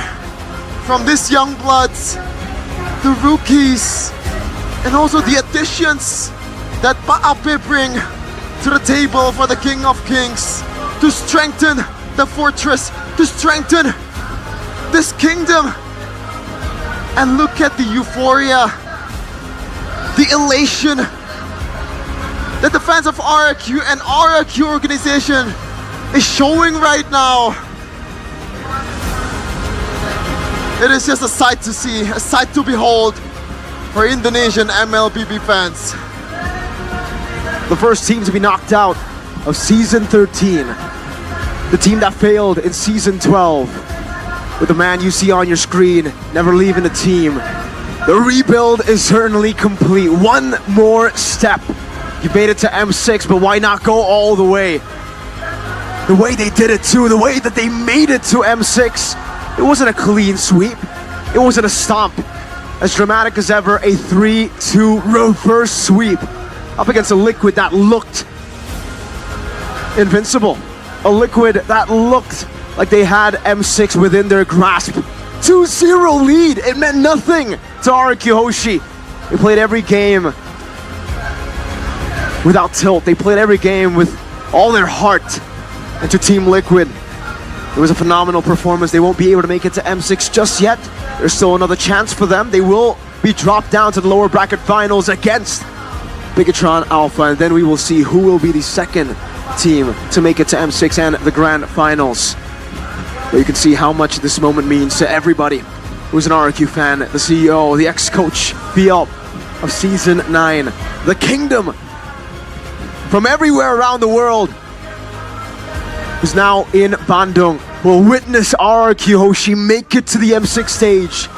5 years from their first M Series appearance. Tears of joy from the fans of RRQ. And what a performance they brought to the table in game number 5. It was not close. The whole RRQ team, they move in unison. They know what's the stake. They know what they're fighting for. And they got it in the end. A hard-fought season paid off. What can you say? You couldn't have written a better script than this. RRQ against all the doubts, against all the questions. Look at that, Skylar. Over the few last seasons, he was there all alone. He was the sole royal guard of the kingdom, and now they all went there. They all went to Malaysia. Tanya, RRQ Hoshi.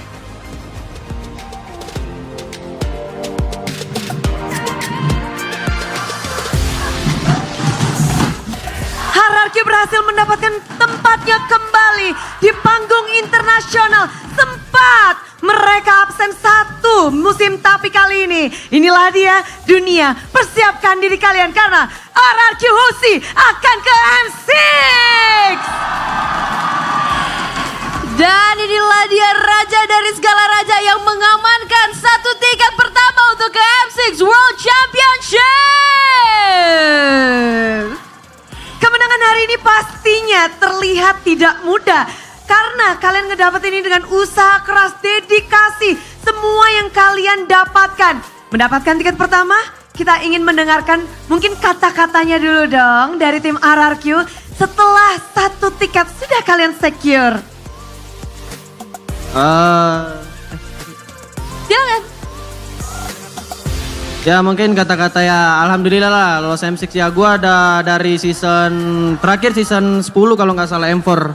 Nah terakhir gue bermain di situ dan gue kangen bermain di internasional lagi sih.